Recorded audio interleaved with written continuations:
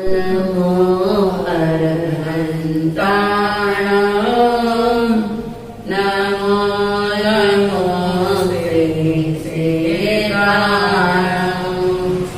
नमो नमो आर्याणं नमो नमो वज्रायाणं नमो लोये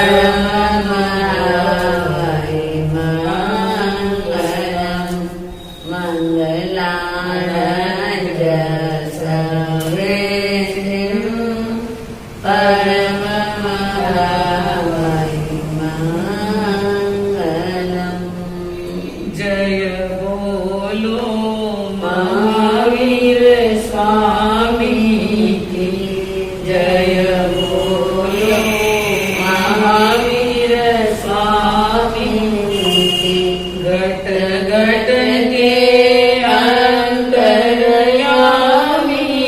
की घट घट के अंतर्यामी की जय बोलो महावीर स्वामी की ओ लाख बार प्रणाम तुम्हें हे वीर प्रभु भगवान तुम्हें मुनि दर्शन मुक्तिगामी की जय बोलो महावीर स्वामी। त्रैलोक्य प्रकाशक अहिंसा अवतार श्रीमन भगवान महावीर स्वामी के शासन काल की सदा काल जय हो विजय हो।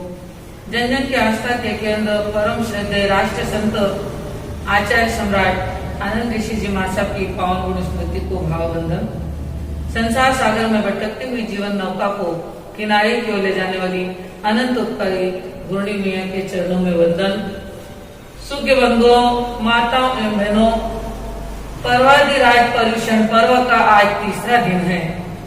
जिस प्रकार से मेघ गर्जना होने के बाद में मयूर नाचता है झूमता है, उसी प्रकार से पर्वाधिराज पर्युषण पर्व के आने के बाद में भव्य जीवों का मन मयूर भी नृत्य करता है और बड़े उत्साह के साथ में झूम जाता है धर्म साधना करने के लिए। हम भी इस पर्वाधिराज पर्युषण पर्व के इस पावन अवसर पर भक्ति में झूमेंगे और आगमों का भी स्वाध्याय करेंगे। अंतर्गत शास्त्र का वाचन आपके सामने चल रहा है। कल जितना हुआ है उसके आगे हम पढ़ेंगे। आप सभी को भी बड़े ध्यान से पढ़ना है और सुनना है।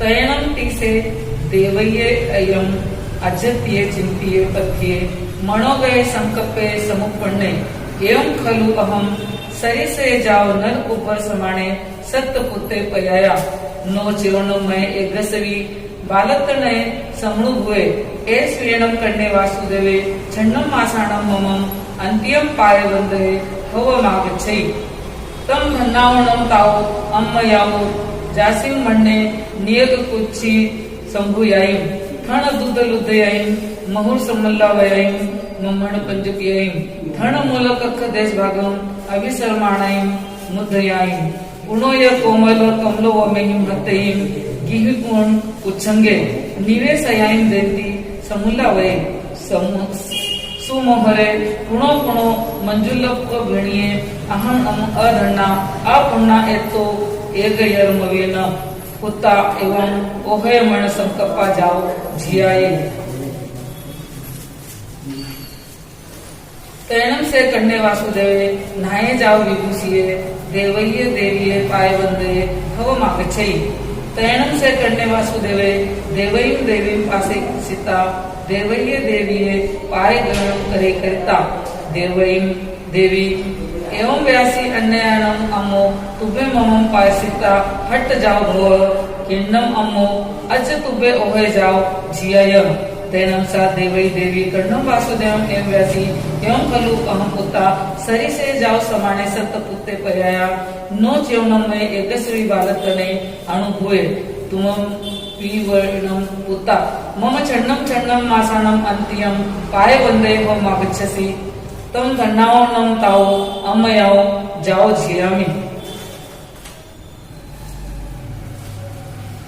तैणम से कन्ने वासुदेवे देवीं देवीं एवं व्यासी माणम तुभे अम्मो ओहे जाओ जियाय अहम नम तहा वक्ति सामी जहानम ममम सहोयरे कणिय से भावे भविष्य इति कटु देवईं देवीं ताहिं इठाईं कंताईं जाओ वगुहिं समासा से समासा सिता तो पड़ी निखमिता जेने उपससाला तेनी उवागछे वागछिता जहां अभो नोरम हरिने गमे शिष्य अट्ठमबत्तम पड़ी पगिणई जाओ अंजलि कटु एम वैसी इच्छामिनम ध्यान किया मम सपोयरम कणीयसम भाव्यम विदिन्नम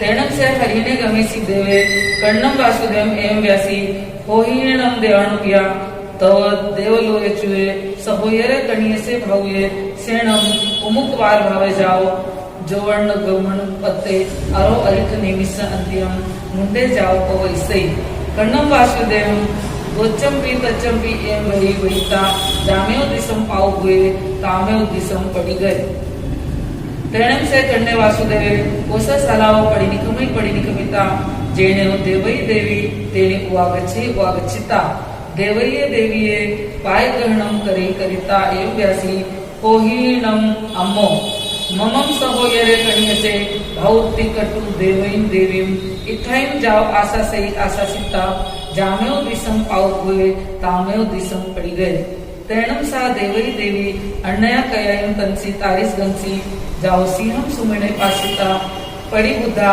जाओ भक्त तुर्त हिया तम गगम सुहम सुहेणम परिवहई तेणम सा देवई देवी नवणम मासणम जा सुमणा रक्त बंधु जीवय लखरस सरस परिजातक तरुण दिवायर समपभम सवनयन कणकंतम सुकुमालम जाओ सुरु गय तालुय समाणम दारयम पयाया जमणम जहां मेह कुमारे जाओ जमणम अमे इमे दारे गय तालुय समाणे तम ओणम अमम एस दारयस नाम देजे गय सुकुमाले तैणम तस दार्गस अम्मा पिरो नामम करे गैसुक मालती शेषम जहां मेहे जाओ अलंबोक समते जाए या भी होता तथनम बारवे नैरिय सोमिले नाम महाणे परिवसई अठे रिववीर जाओ सुपरिनिथिये या भी होता तसे सोमिलस मानस सोमश्री नाम महाणी होता सुकुमाला तसनम सोमिलस मानस धुया सोमश्री महाणीये अतया सोमा नामम दार्य होता सुकुमाला जाओ सुरुवा रुवेणम जाओ लावण्यनम उक्किता उक्कित शरीरा यावी होता तेणम सा सोमालार्या अन्नया कयाईं नाया जाओ विभुसिया बहुईं खुजाईं जाओ परिखिता सयाओ गिहाओ पड़िनिकमिता जेने राय मग्गे तेने वागछे वागछिता राय मग्गंसी कणग तिंदु सयनम कीलमाणी चिठई तेणम काकलेणम तेणम शमनेणम आ आयित नेमी समुचड़े परिसा निगया तेणम से कन्ने वासुदेवे इमी से कहाए लद्धते समाने नहाए जाओ विभूसिये गैसुक मालेणम कुमारेणम सद्यम हत्ति खंदग वर्गे सकोरंट मल्ल दामेणम छत्तेनम धरिज माणेनम सेवर चामराईं उद्धू माणिहिं बारवय नयरिय मज्जम मज्जणम अरो अरित निमिष पाय वंदे निगच्छ माणे सोमम दारियम पासे पाशिता सोमाय दारियाये रुवेणीय जोवेणन्य जाय विमिये तेणम से कन्ने वासुदेवे कोडुंबीर पुरुषे सदावे सदाविता एवं व्यासी गच्छरणम तुबे देवाणुपिया सोमिलम महाणम जायता सोमम दारियम गिणिता कन्नम अंते उरंसी पक्षिवा तैनम ऐसा वैसुक मालस भार्या वैसई तैनम ते कौटुंबी पुरुषा जाओ पखवंती तैनम ते कौटुंबी पुरुषा जाओ पच्च पिणंती कहने वासुदेवे बारवये नैरिये मज्जम मज्जनम निगच्छे निगच्छिता जेने सहस्र भवने उज्जाने जाओ पज्जु वासई तैनम अरारितनेमी कन्नस वासुदेवस वैसुक मालस कुमारस तीसे य धर्म कहा कन्ने पड़ी गए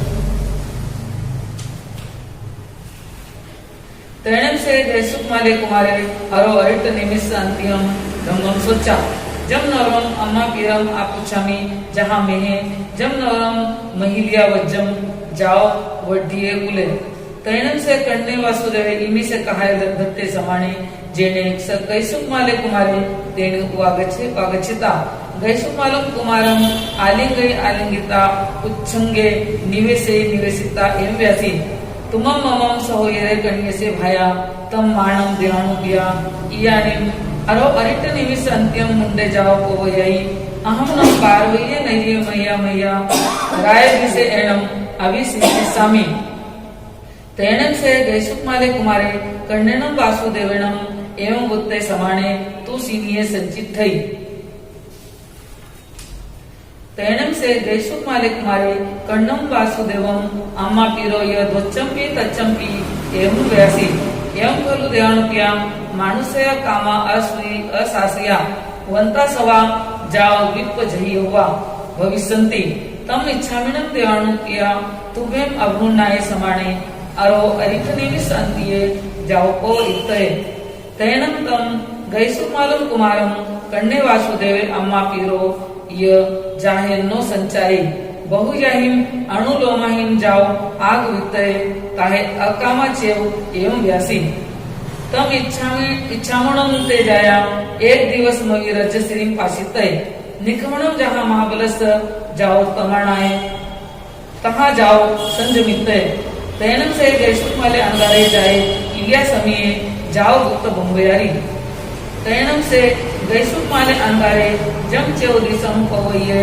तस्यव दिवसस उवावरण काल समियंसी जेणो अरा अरिठनेमी तेने उवागच्छिता अरम अरिठनेमी हिकुतो आयाहिनम पयाहिनम करे करिता एवं व्यासी इच्छामिणम म्हणते तुभेम अभुन्नाय समाने महाकालंसी सुसाणंसी एग्राह्यम महापडिममम उव संपज्जिताणम वीरितय आहा सुहम देवाणुपिया तैणम से गैसुक माले अणगारे अरहया अरिठनेमिना अभुन्नाय समाने अरम अरिठनेमिं वंदई नमं सई वंदिता नमं सिता अरो अरिठनेमिस अंतियाओ सहस वर्णाओ उजाणाओ पडिनिकुमिता जेने महाकाले सुसाणे तेने उवागच्छिता थंडिलम पड़ी लेहिता उच्चार पार्श्वन भूमिम पड़ी लेहिता इसिम पभार गयनम कायनम जाओ दोवी पाये सहटु एग्राह्यम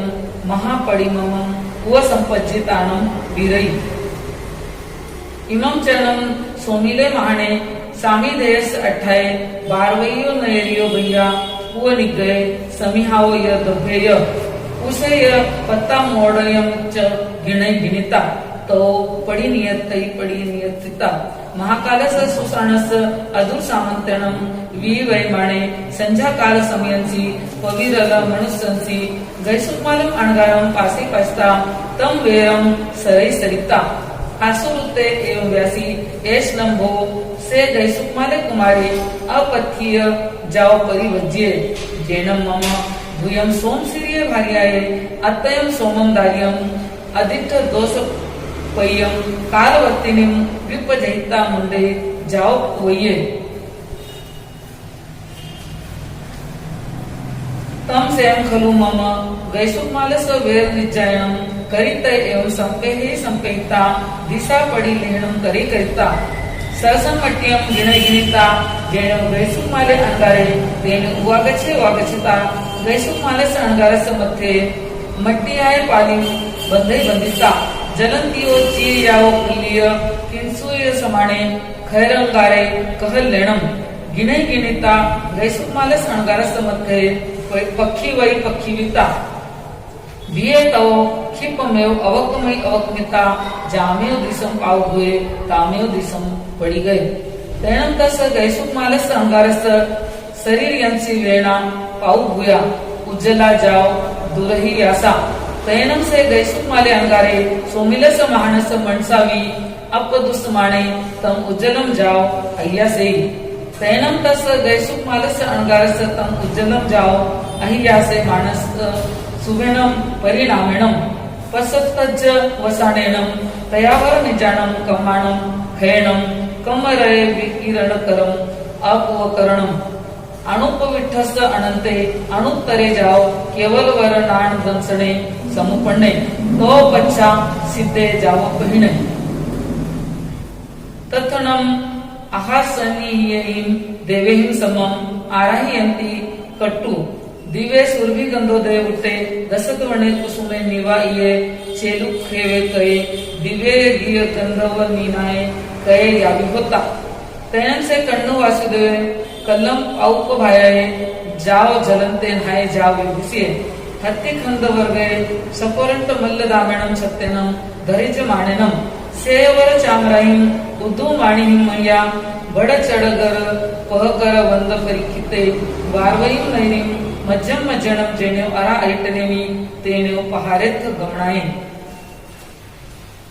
तैणम से कन्या वासुदेवे बारवय नैरिये मज्जम मज्जनम निगच्छमाने एकम पुरीसम पासे जुन्नम जरा जज्जरियम देहम जाओ किलंतम मही महालयो इठगरासियो एक मेघम इठगम गहाय भैया रत्था पहाओ अंतोगियम अणुपवेशमानम पासई तैणम से कन्या वासुदेवे तस पुरीसस अणुकंपन ठाए हत्ती खंद वर्गे चेव एगम इठगम गिणे गिणिता भैया रथा पहाओ अंतोगियम अणुपवेशई तैणम कन्याणम वासुदेवणम एगाय इठगाय गह्याय समाणिये अनेगेहिम पुरीसहिम से महालय इठगस राशि भैया रथा पहाओ अंतो घरंसी अणुपवेशिये तैणम से कन्या वासुदेव बारवीय नैरिये मजम मजनम निगच्छे निगिचिता जेनेव अरा अरिटनेमी तेने वागच्छे वागचिता जाओ वंदई नमम से वंदिता नमम सिता गशुक मालम अणगारम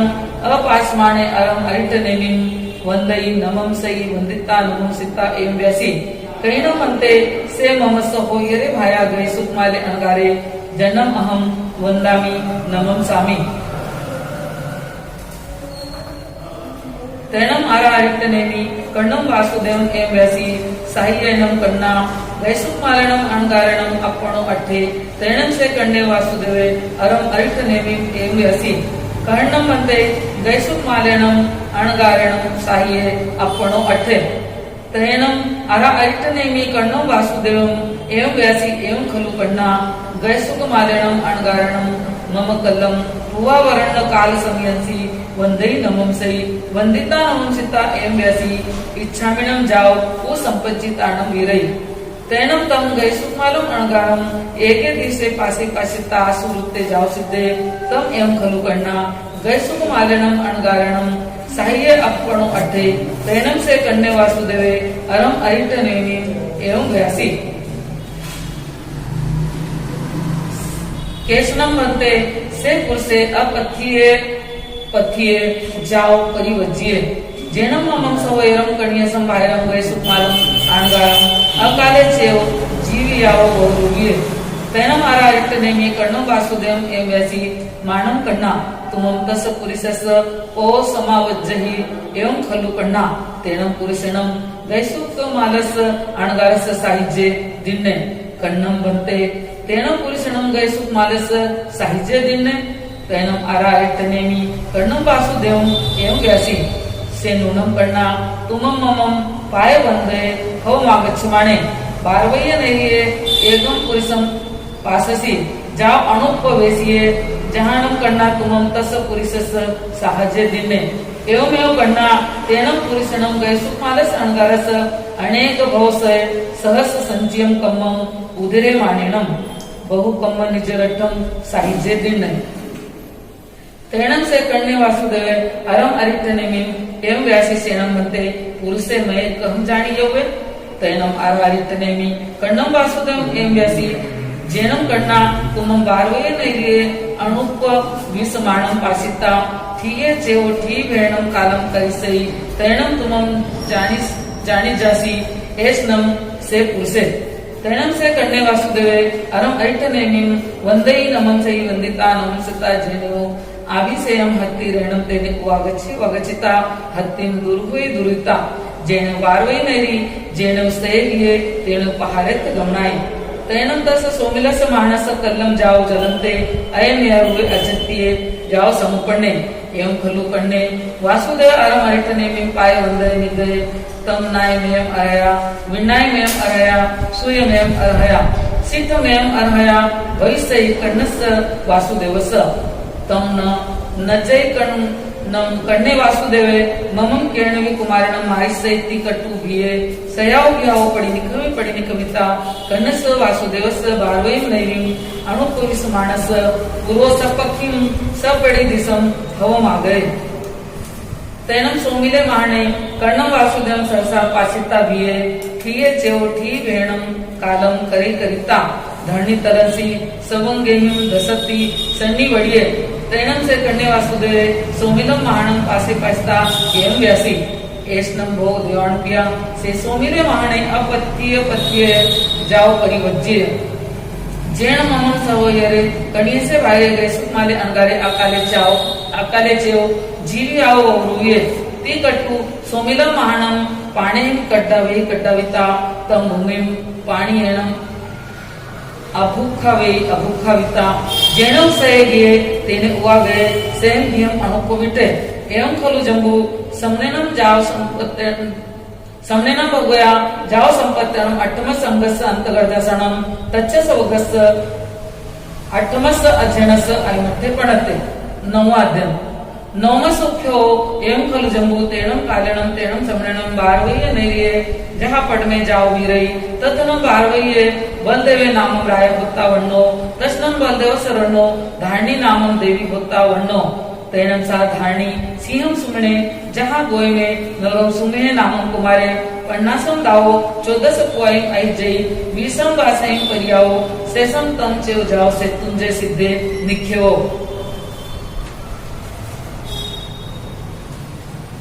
10 से 13 अध्ययन एम दोनों भी कुओ दारेवी दोनों में बलदेवे पिया धारिणी माया दारुएवी एवं चेव नरम वसुदेव पिया धारिणी माया एवं अनादित्य भी वसुदेव पिया धारिणी माया एवं खलु जंबू समनेनम जाओ संपत्त्यनम अट्टम संगस अंतगर्दसाणम तच्चस वगस 13मस अध्ययनस ऐमठे पणते तीसरा वर्ग समाप्त हुआ। अब इसका हम विवेचन करेंगे। अंतगढ़ शास्त्र का विश्लेषण चल रहा है। कल आपको बताया जा रहा था कि गच्छुकमाल अपने भाई श्री कृष्ण जी के साथ में भगवान के दर्शन करने जाते हैं, उनको वंदन करते हैं। वंदन करने के बाद में, दर्शन करने के बाद में धर्म देशना सुनते हैं। तो मैं विचार करना है कि धर्म देशना में ऐसा उन्होंने क्या सुना जिससे उनका मन विरक्त बन गया और समस्त रिद्धि समृद्धि को छोड़ करके, राजमहलों को छोड़ करके और वह दीक्षा लेने के लिए तैयार हो जाते हैं, क्योंकि वह भगवान की धर्मोपदेश की देशना सुन रहे थे। और वहाँ पर भगवान ने फरमाया, भगवान बता रहे थे कि संसार के जो काम भोग हैं बड़े आकर्षक लगते हैं, इसमें एक बार जो फंस जाता है वह अंदर ही छटपटाता रहता है, कई दुखों को प्राप्त करता है। लेकिन समझदार जो मानव होता है, इन काम भोगों से जो विरक्त हो जाता है, वो आत्मा के और सिद्धि के अनंत सुखों को प्राप्त कर लेता है। क्योंकि भगवान ने जो बताया है वह कवि की पंक्तियों में भी आपके सामने बताया जा रहा है। मीठे मीठे काम भोग में हंसना मत देवानुप्रिया, मीठे मीठे काम भोग में फंसना मत देवानुप्रिया। बहुत बहुत कड़वे फल पीछे होते हैं देवानुप्रिया, मीठे मीठे काम भोग में फंसना मत देवानुप्रिया। भगवान की मधुर वाणी वहाँ पर गूंज रही है। प्रभु फरमा रहे हैं कि संसार के काम भोग जो बड़े मधुर लगते हैं, आकर्षक लगते हैं, लेकिन हे देवानुप्रिय, तू उसमें भूल कर के भी फंसना नहीं, क्योंकि एक बार जो फंस जाता है वो अपने जीवन को अनंत दुखों से जोड़ लेता है। क्योंकि कवि ने बताया है, जो वीणा के मधुर स्वर में मुग्ध हिरण हो जाता है, जो वीणा के मधुर स्वर में मुग्ध हिरण हो जाता है, फंस जाता वह व्याध जाल में चर्म उधेड़ा जाता है, फंस जाता वह व्याध जाल में चर्म उधेड़ा जाता है। तुझको प्रिय संगीत कितना कर चिंतन देवानुप्रिया, मीठे मीठे काम भोग में फंसना मत देवानुप्रिया। प्रभु की इस मधुर वाणी को गच्छुकमाल ने बहुत ही ध्यान पूर्वक सुना। सुनकर के विचार किया कि प्रभु कितना सुंदर समझा रहे हैं, कितने अच्छे तरीके से समझा रहे हैं कि संसार के काम भोगों में 5 इंद्रियों के जाल में जो उलझ जाता है, लास्ट में दुखों को प्राप्त होता है। और इसमें बताया जा रहा है कि वीणा के मधुर स्वरों को सुनकर के जब हिरण आसक्त बन जाता है और वह दौड़ता हुआ वहां जाता है, तो व्याध के जाल में, शिकार के जाल में वह फंस जाता है, क्योंकि उसने अपने कानों पर कंट्रोल नहीं किया। और वहां पर जब वह एक बार फंस जाता है, निर्णयता के साथ में उसका चमड़े उधेड़ा जाता है। इस प्रकार से भगवान फरमा रहे हैं कि एक इंद्रिय के वशीभूत होने वाला प्राणी भी अनंत दुखों को प्राप्त करता है। फिर मानव बनकर के अगर वो 5 इंद्रियों में आसक्त बन जाए और आसक्त बन करके उसी में अपना पूरा जीवन बिता दे, तो आगे उसे कितने दुखों को भोगना पड़ेगा। यह जिनवाणी प्रभु की वहाँ पर गूंज रही है। गच्छुकमाल मुनि ने उस जिनवाणी को सुना और सुनने के बाद में विचार कर रहा है कि संसार में रहूंगा तो मैं भी 5 इंद्रियों का दास और गुलाम बन जाऊंगा, लेकिन 5 इंद्रियों के आकर्षण से अगर मैं मुक्त बन जाऊं, आत्मा को परमात्मा से जोड़ लूं, तो मेरे जीवन के समस्त दुखों का मैं अंत कर सकता हूँ। ये विचार करके गच्छुकमाल अपने माता पिता के पास में आज्ञा मांग रहे हैं। माता पिता उन्हें बहुत समझा रहे हैं कि संसार के समस्त सुख वैभव तुम्हारे चरणों में बिखरे पड़े हैं, तुम इनका आनंद लूटो, दीक्षा का बाद में सोचना। लेकिन गच्छुकमाल मुनि जो कि ज्ञानी आत्मा थी, सम्यक दृष्टि आत्मा थी, प्रभु का प्रतिबोध पाकर के उसकी आत्मा जागृत हो गई थी। वो अपने माता पिता को समझा रहा है कि मानव का जीवन मुश्किल से मिला है, इस जीवन को पाकर अगर मैं धर्म साधना नहीं करूंगा तो पुनः मुझे ये मानव का जन्म जल्दी मिलने वाला नहीं है। क्योंकि इसके अंतर्गत कवि ने बताया है, मिलता अरे मनुष्य का जीवन कभी कभी, मिलता अरे मनुष्य का जीवन कभी कभी, मिलता बड़े सुयोग से सत्संग कभी कभी, मिलता अरे मनुष्य का जीवन कभी कभी। न जान कैसे पुण्य से सुविधाएं सब मिली, न जान कैसे पुण्य से सुविधा ये सब मिली, अब तो उठाओ फायदा उनका कभी कभी, अब तो उठाओ फायदा उनका कभी कभी, मिलता अरे मनुष्य का जीवन कभी कभी। मानव का जीवन बहुत दुर्लभ है, मुश्किल से मिलता है, महान पुण्यवानी से मिलता है। और मानव जीवन को प्राप्त करके सत्संग का मौका मिलना भी बहुत दुर्लभ होता है। गच्छुकमाल वह पुण्यशाली आत्मा थे जिन्हें मानव का जन्म मिला, राजकुल मिला, बचपन से धरोहर में उन्हें संस्कार मिले और प्रभु का सानिध्य पाकर के उनके सत्संग में उनके संसार की नश्वरता का भान हो जाता है, असारता का भान हो जाता है और उनका मन विरक्त बन जाता है। माता पिता को बड़े प्यार से समझा रहे हैं कि मुश्किल से मिले हुए इस मानव जन्म को मैं सफल बनाना चाहता हूँ। आप अनंत उपकारी मेरे माता पिता हैं, आप मुझे दीक्षा की आज्ञा प्रदान करो। इसके बाद में माता पिता ने कहा कि आप मानने वाले नहीं हो, लेकिन फिर भी हमारी छोटी सी बात मान लो कि एक दिन के लिए तुम क्या करो, सम्राट बन जाओ। एक दिन के लिए तुम साम्राज्य को संभालो, उसके बाद में आप जो आदेश देंगे, जो कहोगे वैसा हम करेंगे। उन्होंने मौन रहकर अपनी स्वीकृति प्रदान की। बड़े घाट के साथ में गशुतमाल का राज्याभिषेक हो जाता है और वह क्या बन जाते हैं, सम्राट बन जाते हैं।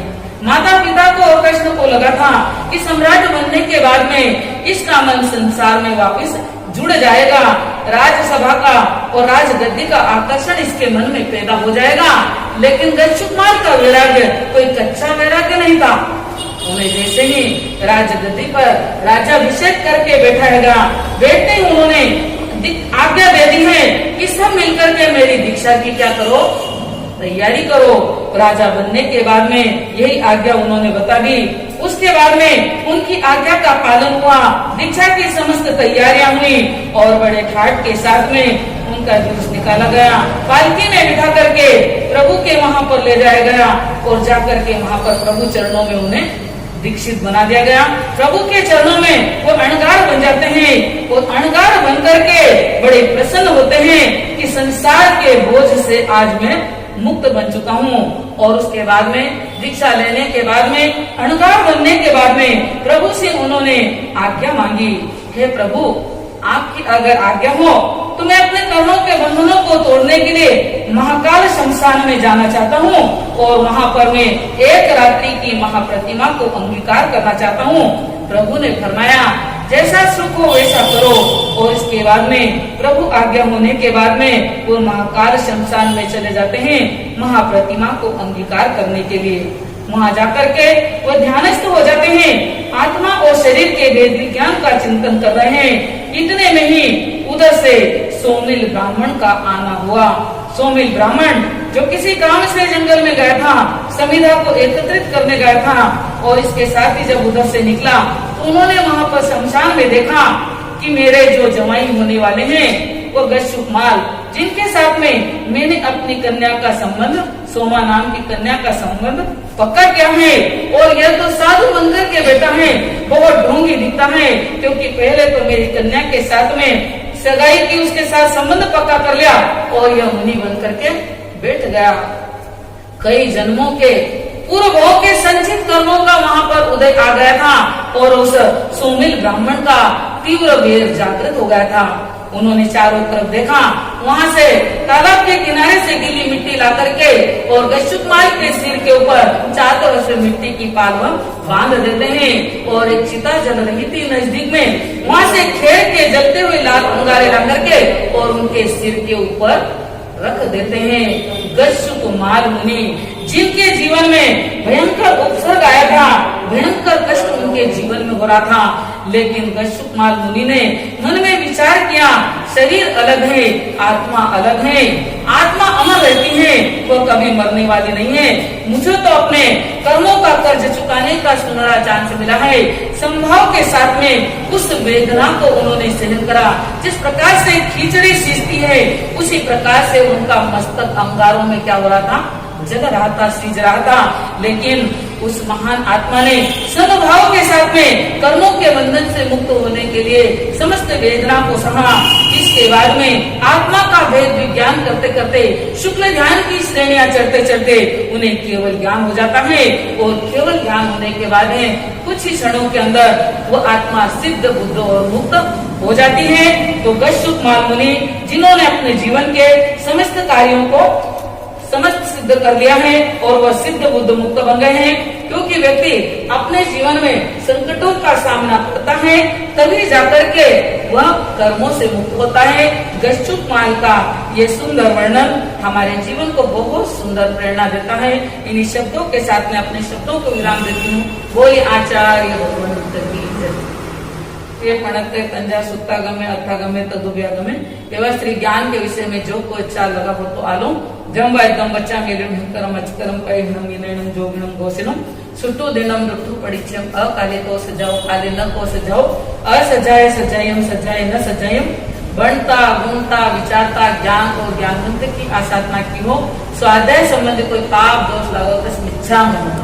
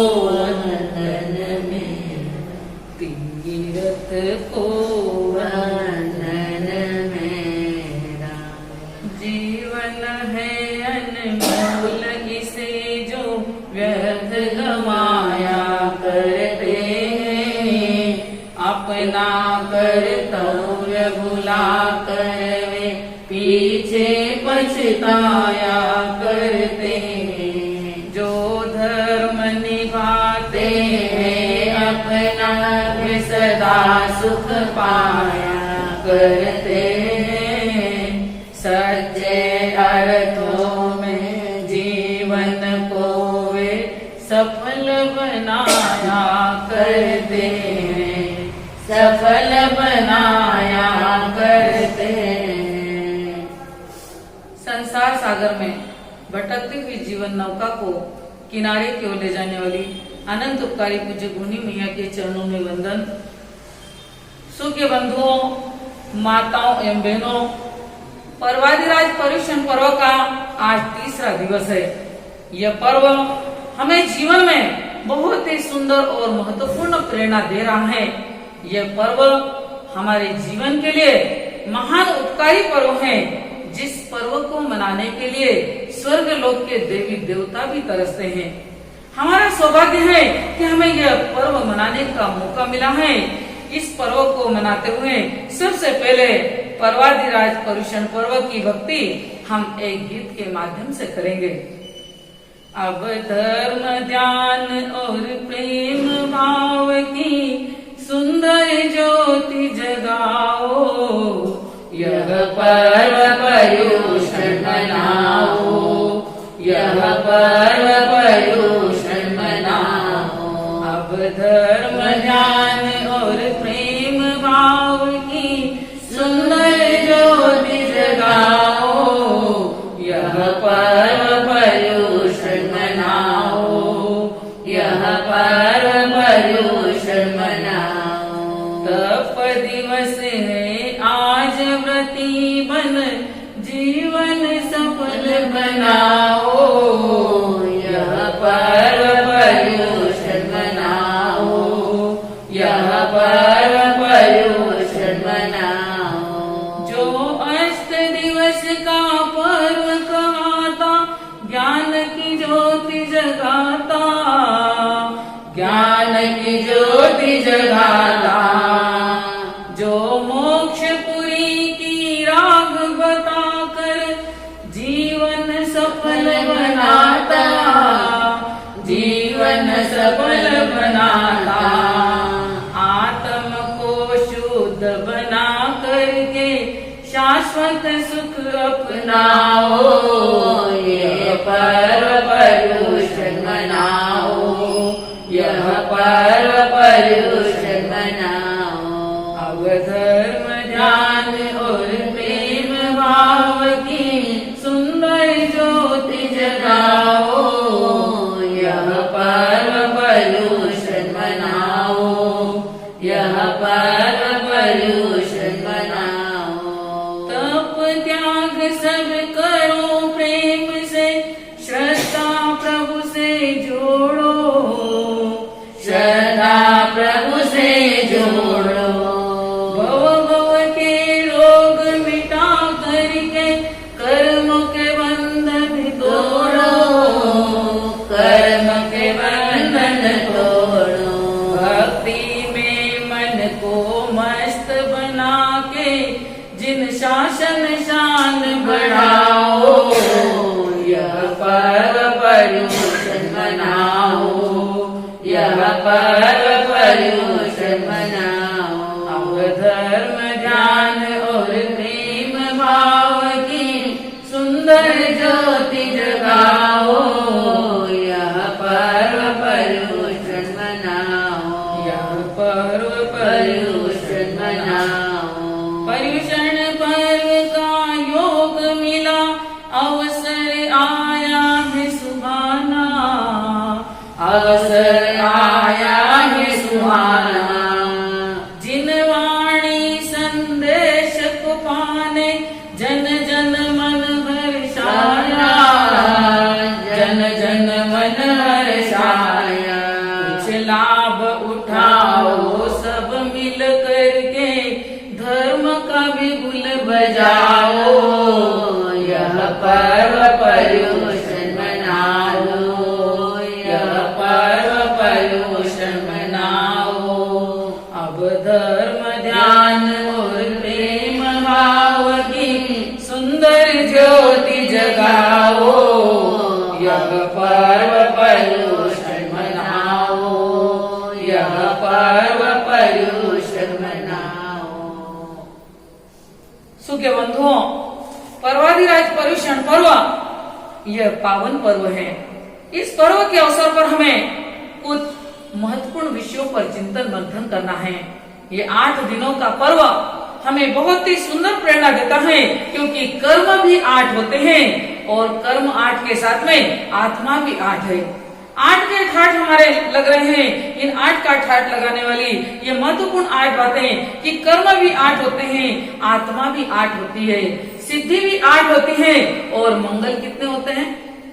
अष्ट मंगल। यानी मंगल भी कितने हैं? मंगल भी 8 ही होते हैं और प्रवचन माता भी 5 समिति 3 गुप्ती। प्रवचन माता भी 8 ही होती है और आचार्य की संपदा भी कितनी है? 8 ही होती है। और पूरे दिन के प्रहर कितने हैं? वो भी 8 ही होते हैं। और सिद्धों के गुण कितने हैं? देखो ये 8 का ठाट लगा है। ये पर्वाधिराज पर्युषण पर्व इन 8 बातों का चिंतन करने की प्रेरणा देता है। अष्ट कर्मों को तोड़ना है, आत्मा को निर्मल बनाना है, सिद्ध गति को पाना है, जीवन में आनंद मंगल को लाना है तो पंच परमेष्टि की आराधना करना है, प्रवचन माता की आराधना करना है, 8 संपदा के 8 गुण जीवन में उतारना है, 8 पहर को सफल बनाने के लिए धर्म आराधना से जुड़ना है और सिद्ध के 8 गुणों को पाने के लिए इन 8 दिनों में विशेष रूप से धर्म आराधना हम सभी को करना है। यह पर्वाधिराज पर्युषण पर्व आत्मशोधन का पर्व है, आत्मशुद्धि का पर्व है। जिस प्रकार से आप लोग प्रतिदिन दर्पण के सामने खड़े होकर के और क्या देखते हैं, चेहरे को देखते हो, अपने शरीर को देखते हो, लेकिन यह पर्वाधिराज पर्युषण पर्व ऐसा दर्पण है जो हमारी आत्मा का दर्शन कराता है। आत्मा पर लगे हुए दोषों को देखकर उन्हें दूर हटाना, यही पर्वाधिराज पर्युषण पर्व का महत्वपूर्ण संदेश है। पर्वाधिराज पर्युषण पर्व का आज तृतीय दिवस है, आज तीसरा दिवस है। आज का हमारा विषय है करो तपस्या तो मिटेगी कर्म समस्या। बहुत ही सुंदर और बहुत ही महत्वपूर्ण विषय है, क्योंकि हमारी भारतीय संस्कृति तप और त्याग प्रधान संस्कृति है। यहाँ त्याग को महत्व दिया है, यहाँ भोग को महत्व नहीं दिया है। प्रभु महावीर ने मोक्ष जाने के 4 मार्ग बताए हैं, ज्ञान, दर्शन, चारित्र और तप। दूसरी प्रकार से भी मोक्ष के 4 मार्ग बताए हैं, दान, शील, तप और गौर से देखिए, गौर से सुनिए। दोनों प्रकार के 4 मार्गों में एक ही चीज डबल बार आई है, ज्ञान, दर्शन, चरित्र और तप। और दान, शील, तप और यानी तप का नंबर दोनों में आया। समझ लीजिए तप कितना महत्वपूर्ण होता है, क्योंकि मोक्ष जाने के अलग अलग प्रकार से जो मार्ग बताए हैं उन दोनों मार्गों में तप को महत्वपूर्ण स्थान मिला है, क्योंकि बिना तप के अनंत पाप कर्मों के बंधन को हम तोड़ नहीं सकते हैं। इस तप का महत्व सिर्फ जैन दर्शन ही नहीं, अन्य दर्शनों के अंतर्गत भी बताए गए हैं। वेदों के अंदर वर्णन पढ़ने को मिलता है कि रोज गधे जैसा चर पर एकादशी तो कर। वहां पर यह वाक्य लिखा हुआ हमें पढ़ने को मिलता है कि व्यक्ति को अपने जीवन में तप करना है, क्योंकि भारतीय संस्कृति से जुड़े हुए जितने भी धर्म हैं सभी धर्मों में तप की महिमा बताई गई है और तप को किसी न किसी रूप में अपने जीवन में आत्मसात किया गया है। इसके आगे हम चिंतन करते हैं बौद्ध ग्रंथों का। बौद्ध ग्रंथों के अंतर्गत लिखा गया है कि तप और ब्रह्मचर्य बिना पानी का स्नान है। मतलब पानी से स्नान करेंगे तो शरीर की शुद्धि होगी, लेकिन तप रूपी पानी और ब्रह्मचर्य रूपी पानी इनसे स्नान करेंगे तो यह आत्मा हमारी पावन और पवित्र बन जाएगी। ये हमें देखने को मिलता है बौद्ध ग्रंथों में। इसके आगे और बढ़े तो इस्लाम धर्म को देखिए, वहां भी हर साल 1 महीने तक क्या करते हैं, तो रोजे करते। रमजान का महीना सबको मालूम है, पूरी दुनिया को मालूम है कि रमजान के महीने में 1 महीने तक वो अपने तरीके से क्या करते हैं, तप करते हैं। यानी कहने का मतलब है कि तप का महत्व सभी धर्म ग्रंथों में बताए हैं। तप का महत्व समस्त धर्मों के लोग समझते हैं और अपने जीवन में किसी न किसी रूप में तप की आराधना और साधना करते हैं। हमें विचार करना है कि तप क्यों करना। व्यक्ति विचार करता है जब सब कुछ हमें सामने मिल रहा है खाने पीने को, फिर इन सबको त्याग करके तप क्यों करना। लेकिन प्रभु महावीर का बताया गया ये तपो मार्ग बहुत ही श्रेष्ठ है।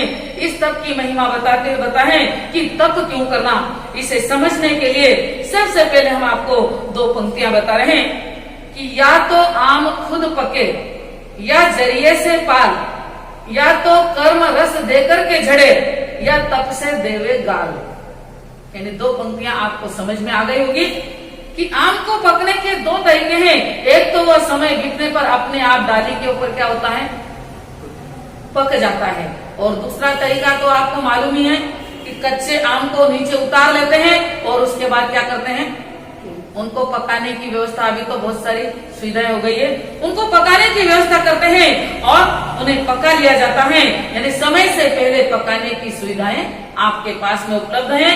उसी प्रकार से कर्म सिद्धांत के बारे में प्रभु महावीर ने बताया है कि जो कर्म हमने पिछले जन्मों में इस जन्म में बांध रखे हैं, वो कर्म तो हमें छोड़ने वाले, उन कर्मों का हमें क्या करना पड़ेगा, भुगतान करना पड़ेगा, उन कर्मों को भोगना पड़ेगा, उन कर्मों की सजा को हमें पाना ही पड़ेगा। बिना कर्मों को तोड़े और सजा पाए कोई आत्मा परमात्मा नहीं बन सकती है। तो एक तो तरीका यही है कि कर्म जब उदय में आते हैं उस वक्त में उन कर्मों को अगर भोग लेते हैं तो कर्म आत्मा से क्या हो जाता है, अलग हो जाता है। और दूसरा तरीका क्या बताया है, कितने अनंत कर्मों को भोगने में नानी दादी याद आ जाती है। तो वो कर्म जब उदय में नहीं आए उसके पहले ही क्या कर लेना है, तप मार्ग को अपना लेना है, तपस्या कर लेना है। क्योंकि तपस्या की शक्ति से जो भविष्य में कर्म उदय में आने वाले हैं, हमें तकलीफ देने वाले हैं, उन समस्त कर्मों की हम निर्जरा तप के द्वारा कर सकते हैं। कैसा भगवान महावीर का यह पावन धर्म है, कैसा यह पावन मार्ग है कि कर्मों के दंड से बचने के लिए भी भगवान ने मार्ग बताए हैं कि आप तपस्या करोगे तो कठोर से कठोर कर्मों के बंधन भी क्या होंगे। अभी हमने अंतर्गत शास्त्र के माध्यम से भी सुन रहे हैं कि अर्जुन माली जैसा हत्यारा, जिसने 1141 लोगों की क्या करी थी, 6 महीने में हत्या कर दी। देखिए कैसा महापापी कहलाता है वह, कैसा हत्यारा है वह। लेकिन प्रभु महावीर के चरणों में समर्पित होकर के जब सही अंगीकार कर लेते हैं उस वक्त में वो बोलते हैं, प्रभु मैंने बहुत पाप किए हैं, कर्मों के बंधन तोड़ने के लिए मैं संकल्प करता हूँ, अभिग्रह करता हूँ, आप आज्ञा फरमाइए कि मैं जब तक मेरा यह जीवन है मैं बेले बेले तपश्चर्या करूंगा, यानी बेले बेले पारणा करूंगा। इस प्रकार से प्रभु ने तो कहा कि आपको जैसा सुख हो वैसा करो। वो अर्जुन माली अपने गाढ़ कर्मों के बंधनों को तोड़ने के लिए क्या करता है, इसी तपो मार्ग को अपनाता है, बेले बेले तपश्चर्या करता है। और तपश्चर्या के पालने में जब राजगृह नगरी में भिक्षाचर्या के लिए जाते तो जिन परिवारों के जिन लोगों की हत्या की थी सभी आक्रोश में आ जाते हैं, कितनी ताड़ना देते हैं, कितनी प्रताड़ना देते हैं, कितने थप्पड़ गाली से उनके ऊपर प्रहार करते हैं, कितनी गालियां देते हैं। लेकिन अर्जुन माली ने मन में समभाव रखा, समभाव के साथ में, क्षमा भावना के साथ में तब आराधना करी। और देखिए कैसा चमत्कार है, मात्र 6 महीने में समस्त कर्मों के बंधनों को क्या कर दिया, तोड़ दिया। ये एकमात्र शक्ति किसकी होती है, तप की। जो कर्म किसी और उपाय से नहीं टूट सकते हैं, उनको तोड़ने का सशक्त माध्यम अगर कोई है तो एकमात्र वह तपो मार्ग होता है। ऐसे तप की महिमा का गुणगान समस्त धर्मों के अंतर्गत है। और जैन धर्म में तो विशेष आराधना का महत्व मिलता है इसमें कि व्यक्ति अपने जीवन के अंदर अगर इस तप के मार्ग पर अपने कदम बढ़ाता जाए तो सच में उसे आनंद की अनुभूति होती है। क्योंकि तप करने से व्यक्ति अपनी आत्मा के नजदीक रहता है। क्योंकि बहुत से लोग इस पर्वादिराज पर्युषण पर्व में उपवास करते हैं। उप यानी आत्मा और वास यानी नजदीक करना। उपवास का मतलब क्या है, समझ गए? उप यानी आत्मा के नजदीक रहना। लेकिन उपवास करके भी अगर दिन भर टीवी देखते रहे, दिन भर सीरियल देखते रहे, दिन भर पिक्चर देखते रहे, इधर उधर की बातें करते हैं तो आत्मा के नजदीक पहुंचेंगे आप? आत्मा के नजदीक पहुंचने के लिए धर्म ध्यान में जुटे रहना तो सचमुच में आपको आत्मा की अनुभूति हो जाएगी। एक बार आत्मा की अगर आपको अनुभूति हो जाए तो समझ लेना कि आपने मोक्ष के सुखों को एक क्षण के लिए अनुभूति कर ली है। ऐसा यह पावन मार्ग होता है तप का। तो तप कैसे करना, प्रभु महावीर ने तप की महिमा बताते हुए कहा है कि तप करने के साथ में हमें 3 चीजों का त्याग करना है। अब आप सोचेंगे 3 चीजें कौन सी त्यागना है, खाली आहार त्याग देंगे तो क्या हो जाएगा, उपवास हो जाएगा? नहीं, मात्र लंघन बन जाएगा। 3 चीजों का त्याग करेंगे तभी आपका तप सच्चा तप बन जाएगा। उन 3 बातों के अंतर्गत है विषय, कषाय और आहार। कौन सी 3 चीजें बताई? विषय, कषाय और आहार। विषय यानी 5 इंद्रियों के जो अनुकूल विषय हैं, मनोरंजन के जो साधन हैं, उनको भी हमको क्या करना पड़ेगा, त्यागना पड़ेगा। ये उपवास करेंगे, लेकिन हम सच्चे अर्थों में उपवास करेंगे तो ही कर्म बंधन टूटेंगे। इंद्रिय के विषयों का त्याग करना और उसके साथ ही कषायों का त्याग करना। महावीर ने कैसा तब बताया, कषाय यानी क्रोध, मान, माया और लोग इन चारों कषायों का त्याग करना, क्योंकि तपस्वी बन करके अगर क्रोध आता है, तपस्या करके अगर अभिमान आता है कि मेरे जैसा तपस्वी कोई नहीं, तपस्या करके अगर लोभ प्रवृत्ति बढ़ती है, प्रदर्शन की भावना बढ़ती है, तो समझ लेना आपका इतना श्रेष्ठ तप भी दूषित हो चुका है, जो आपको कभी भी मुक्ति पहुंचाने वाला। तो तप की परिभाषा समझ लीजिए। तब भले ही थोड़ा करो, लेकिन तब किस प्रकार से करना है कि उसमें विषयों का त्याग हो, कषाय का त्याग हो, और उसके बाद में आहार का त्याग हो। आहार का त्याग तो करना ही है, लेकिन पहले इन दो चीजों का भी क्या करना होगा, त्याग करना होगा। विषय, कषाय और आहार का त्याग करके समभाव के साथ में आप जो भी साधना करेंगे, जो भी तप करेंगे, वो छोटा से छोटा तप भी आपके अनंत पाप कर्मों की क्या कर देगा, निर्जरा कर देगा। क्योंकि तप में अगर संभाव न रहे तो कभी कभी ताप बन जाता है और संताप भी बन जाता है। अभी आप सोचते होंगे ताप और संताप क्या होता है।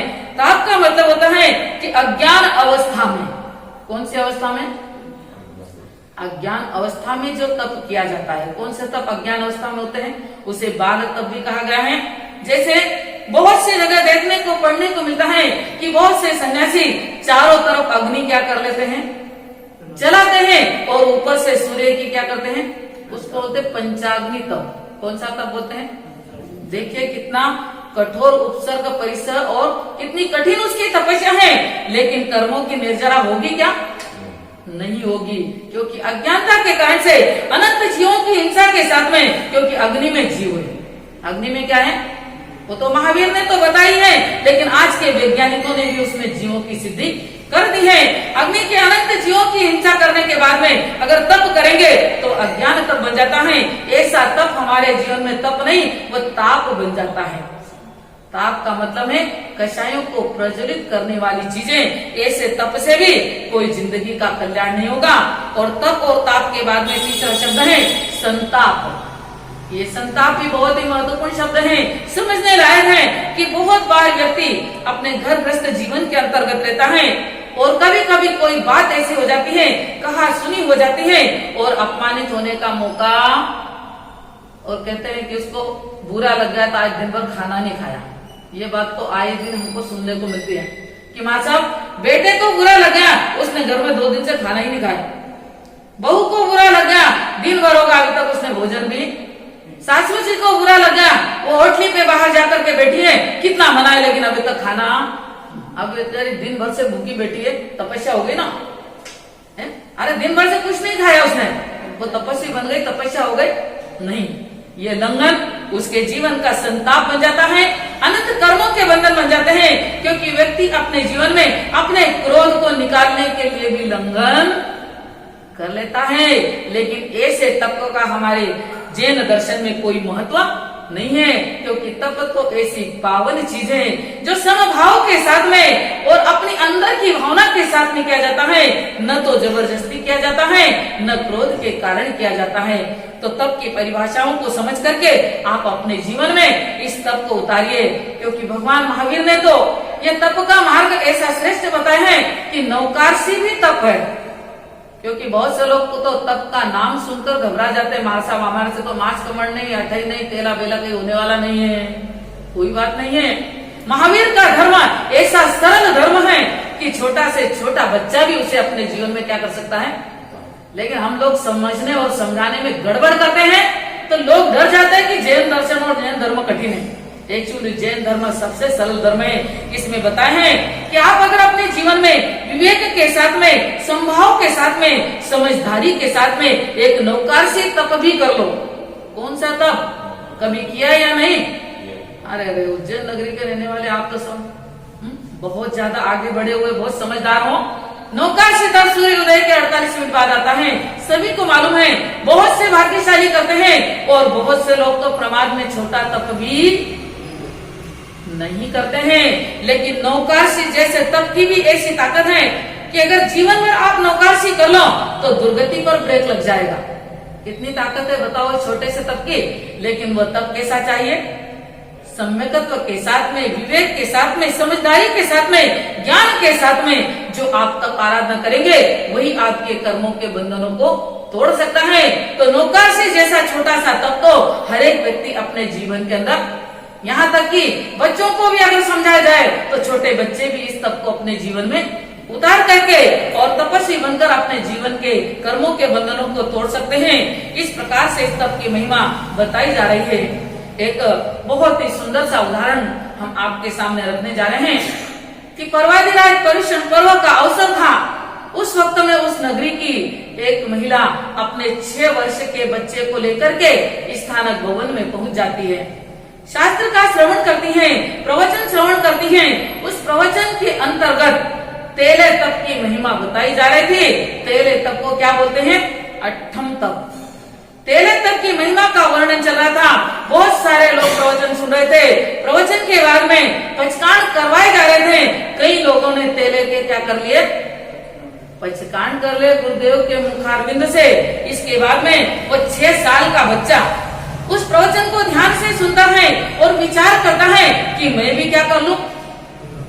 आपका मन तो हो रहा कि नहीं हो रहा तेला करने का? अगर वो 6 साल का बच्चा बोल रहा मुझे भी क्या करना, बोल नहीं रहा, बैठा है मन में विचार कर रहा है मुझे भी तेला करना है। और सभी ने हाथ जोड़े, सभी ने पचकांड लिया, तो उस बच्चे ने भी क्या कर लिया? 6 साल के बच्चे ने भी तेले तप के एक साथ पचकांड ले लिए हैं। घर आने के बाद में माँ कहती है कि चलो मुंह धो लो, पोरसी आ गई है, अभी थोड़ा दूध नाश्ता कर लो। बच्चा कहता है कि मैंने भी गुरुदेव के मुखारविंद से तेले का क्या कर लिया है। अरे बेटा तू बहुत छोटा है, बड़ा होने की बात करना नहीं, क्योंकि आत्मशक्ति जब जागृत हो जाती है तो छोटा बच्चा भी बड़ा काम, और नहीं तो कितनी भी उम्र बीत जाए तब भी वह जीवन में कुछ करने वाला, आत्मशक्ति नहीं जगाओ तो कुछ होने वाला नहीं। मैंने तो तेरे का पचकान कर लिया है, ठीक है, पचकान के बाद क्या कर सकते हैं, तुम तो बेटा आराम ही करो।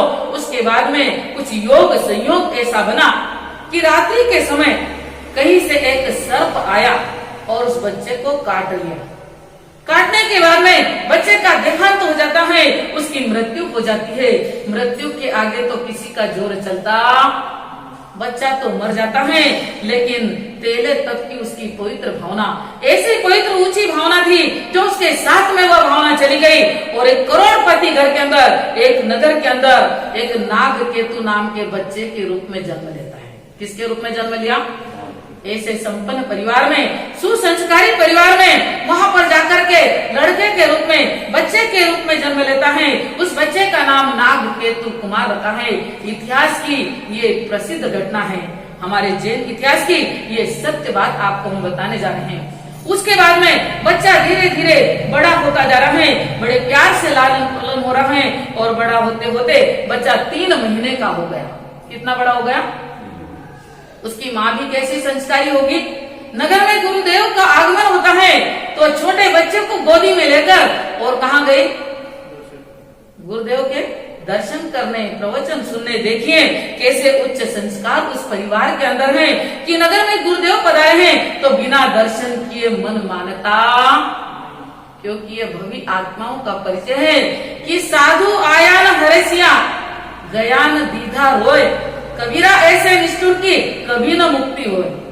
क्या बताया 2 पंक्तियों में कि साधु आने के बाद में, संतों का आगमन होने के बाद में मन में अगर हर्ष नहीं, मन में खुशी नहीं, और संतों का विरह होने पर, उनके जाने का समय आने पर अगर आंखों में आंसू न आए, तैसे पत्थर दिल व्यक्ति जिनके हृदय में संतों के प्रति प्रेम और समर्पण नहीं, उसकी कभी मुक्ति।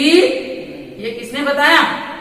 हमारे देश के महान संत, फक्कड़ संत कबीरदास जी जैसे विचारक ने इतनी सुंदर बात बताई है कि संतों के आने के बाद में अगर रोम रोम पुलकित हो जाए तो समझ लेना कि आप भवी आत्मा है और आपके जीवन के अंदर देव गुरु धर्म के प्रति अंतर हृदय से गहरा प्रेम है। तो नाग केतु की माँ अपने छोटे से बच्चे को लेकर, 3 माह के बच्चे को लेकर के गुरु के दर्शनों को गई और वहीं वो प्रवचन सुनने भी क्या हो गई, बैठ जाती है। बच्चे को गोदी में लिटा लिया है, प्रवचन का आनंद ले रही है, प्रवचन सुन रही है। और योग ऐसा बना कि उस दिन भी गुरुजी ने 8ठम तप की महिमा बताई। कौन सी महिमा बताई? कि तेले का तप करना अनंत पाप कर्मों की निर्जा का कारण बन सकता है, क्योंकि संभाव के साथ में एक तेला भी कर लो, किसके साथ में, तो असंभव कार्य भी क्या होता है, लेकिन वैसी भावना होना चाहिए तप के साथ में। आज भी तप की वही शक्ति है। इस प्रकार से तेले तप की महिमा का वहां पर वर्णन चल रहा है, सभी सुन रहे हैं। गोदी में लेटा हुआ नन्हा सा बालक कितना बड़ा है, 3 साल 3 महीने का है, सिर्फ 3 महीने का। उसके कानों में भी वह आवाज क्या हो रही है, जैसे ही तेले तप की महिमा का वर्णन उसने सुना, उसके कान के अंदर शब्द पहुंचे, क्योंकि वो अंतर हृदय से सुन रहा था। कानों से सुनना अलग है और आत्मा से सुनना। आप लोग कैसे सुन रहे हो, दिमाग कहीं जा तो नहीं रहा है, क्योंकि अंतरात्मा से सुनोगे तभी ये जिनवाणी जीवन में उतर पाएगी, वरना कानों से सुनकर के टकरा कर चली जाएगी तो ये जिनवाणी आपका कोई कल्याण करने वाली। वो नन्हा सा बच्चा अंतर हृदय से सुन रहा है, आत्मा के साथ जुड़ करके सुन रहा है, और उसको जैसे ही अष्टम तप की महिमा का वहां पर बोध हुआ, उसने सुना, उसे जाति स्मरण ज्ञान हो गया। कौन सा ज्ञान हुआ, जाति स्मरण ज्ञान का आपको सबको मालूम है, क्योंकि आज तक बहुत प्रवचन सुने हैं। पूर्व भव की जानकारी हो जाना, पूर्व भव को देखना, उसको क्या कहते हैं, जाति स्मरण ज्ञान कहते हैं। बच्चे ने जाति स्मरण ज्ञान ने देखा कि पूर्व जन्म में 6 वर्ष की उम्र में, इस छोटी 6 साल की उम्र में मेरी मृत्यु हो गई, क्योंकि मुझे किसने काट खाया था, सांप के काटने से मेरी मृत्यु हो गई थी। और उसी दिन मैंने कौन से पचकान लिए थे, तेले के पचकान लिए थे। मेरी भावना अधूरी रह गई, क्योंकि मैं पूरा तेला नहीं कर पाया। कोई बात नहीं, अभी भी मुझे मनुष्य का जन्म मिला है, मैं अभी भी क्या कर सकता हूँ। कितना बड़ा बच्चा है वो, 3 माह का बच्चा, और मन में सोच रहा है कि मुझे क्या करना है।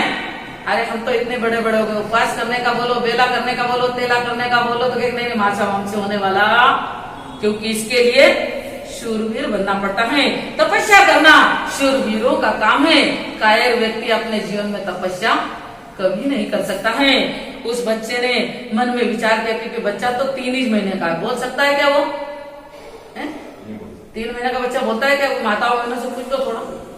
3 महीने का बच्चा कभी बोला नहीं ना, नहीं बोला, बराबर सही बात है आपकी। 3 महीने का बच्चा कभी बोलता नहीं है, लेकिन मन में एक संकल्प है, मन में भावना है।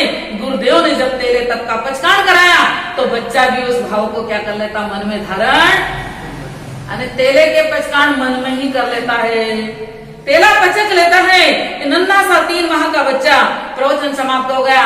माता को तो कुछ भी मालूम नहीं, क्योंकि माता को कौन बताएगा, बच्चा तो बोलता भी नहीं जो बोलेगा कि मैंने तेला करा है। इस प्रकार से प्रवचन समाप्त होने के बाद में मंगल पाठ हो जाता है। उसके बाद में सभी लोग अपने घर चले जाते हैं। नाग केतु भी अपनी माँ के साथ घर पहुंच जाता है। घर आने के बाद में माँ ने सोचा आज जल्दी जल्दी में सवेरे भी बच्चे को दूध नहीं पिलाया, अभी इसको दूध पिला दूं।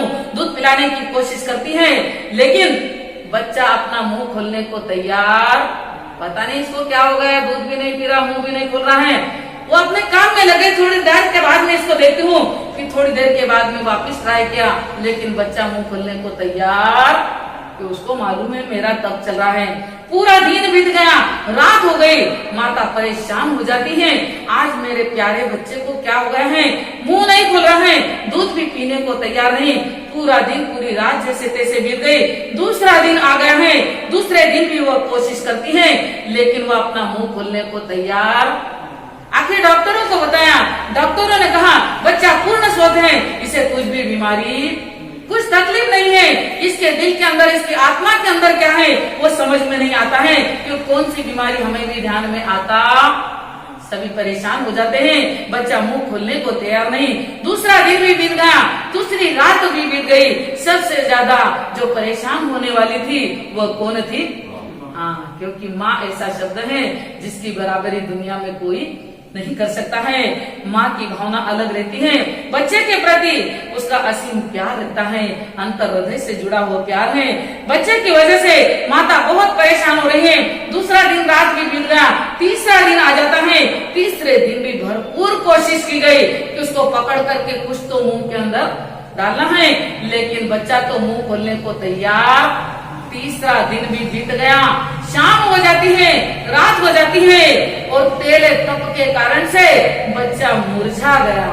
अच्छे अच्छे के चेहरे भी एक उपास में लटक जाते हैं, क्योंकि तप करना कोई इतना आसान, तो तप करना कोई साधारण बात नहीं है। इसके लिए तो बहुत पक्का मनोबल चाहिए। बहुत धैर्य चाहिए। आखिर वह नन्हा सा बच्चा है, तीसरे दिन शाम के समय वो कुंभला जाता है, मुरझा जाता है, नाजुक फूल है, क्योंकि मात्र वह कितने महीने का है? 3 महीने का बच्चा मुरझा गया, कुंभला गया और थोड़ा सा मूर्छा में चला जाता है, थोड़ा सा मूर्छित जैसा हो जाता है। माता घबरा गई है कि मेरा बच्चा शायद अब बचने वाला, क्योंकि 3 ही दिन हो गए हैं, नाड़ी की धड़कन भी कम पड़ती जा रही है, पता नहीं क्या होने वाला है। मेरे प्राणों से प्यारा यह मेरा लाल है। डॉक्टरों ने भी जवाब दे दिया, कोई बीमारी नहीं, किसी चीज का इलाज यहाँ पर कर ही नहीं सकते हैं, अभी क्या करना चाहिए। माता भी बहुत परेशान हैरान है। पूरी रात जैसे तैसे बीत जाती है और रात्रि बीतते बीतते प्रातः काल देखा तो बच्चा पूरी मूर्छा अवस्था में चला गया, यानी बेहोश हो गया। परिजनों ने सोचा कि शायद यह क्या हो गया, बच्चा चला गया हाथों से, शायद बच्चे की मृत्यु हो चुकी है, ऐसा एहसास होता है। परिजन इकट्ठे हो जाते हैं, परिवार वाले इकट्ठे हो जाते हैं, उसकी धड़कन को संभालते हैं, उसकी नाड़ी को, उसके शरीर को संभालते हैं, लेकिन उसके जीवित रहने के कई संकेत, उनको कोई संकेत जीवित रहने के नहीं मिले। आखिर में वहां पर रोना धोना मच गया। क्या हो गया? अब ऐसा प्यारा बच्चा जिसका अगर देहांत तो हो जाए तो रोएंगे तो सही परिवार वाले, घर के अंदर कोहराम मच जाता है, रोना धोना मच जाता है, सगे संबंधी आ जाते हैं और बच्चे को ले जाने की क्या कर रहे हैं?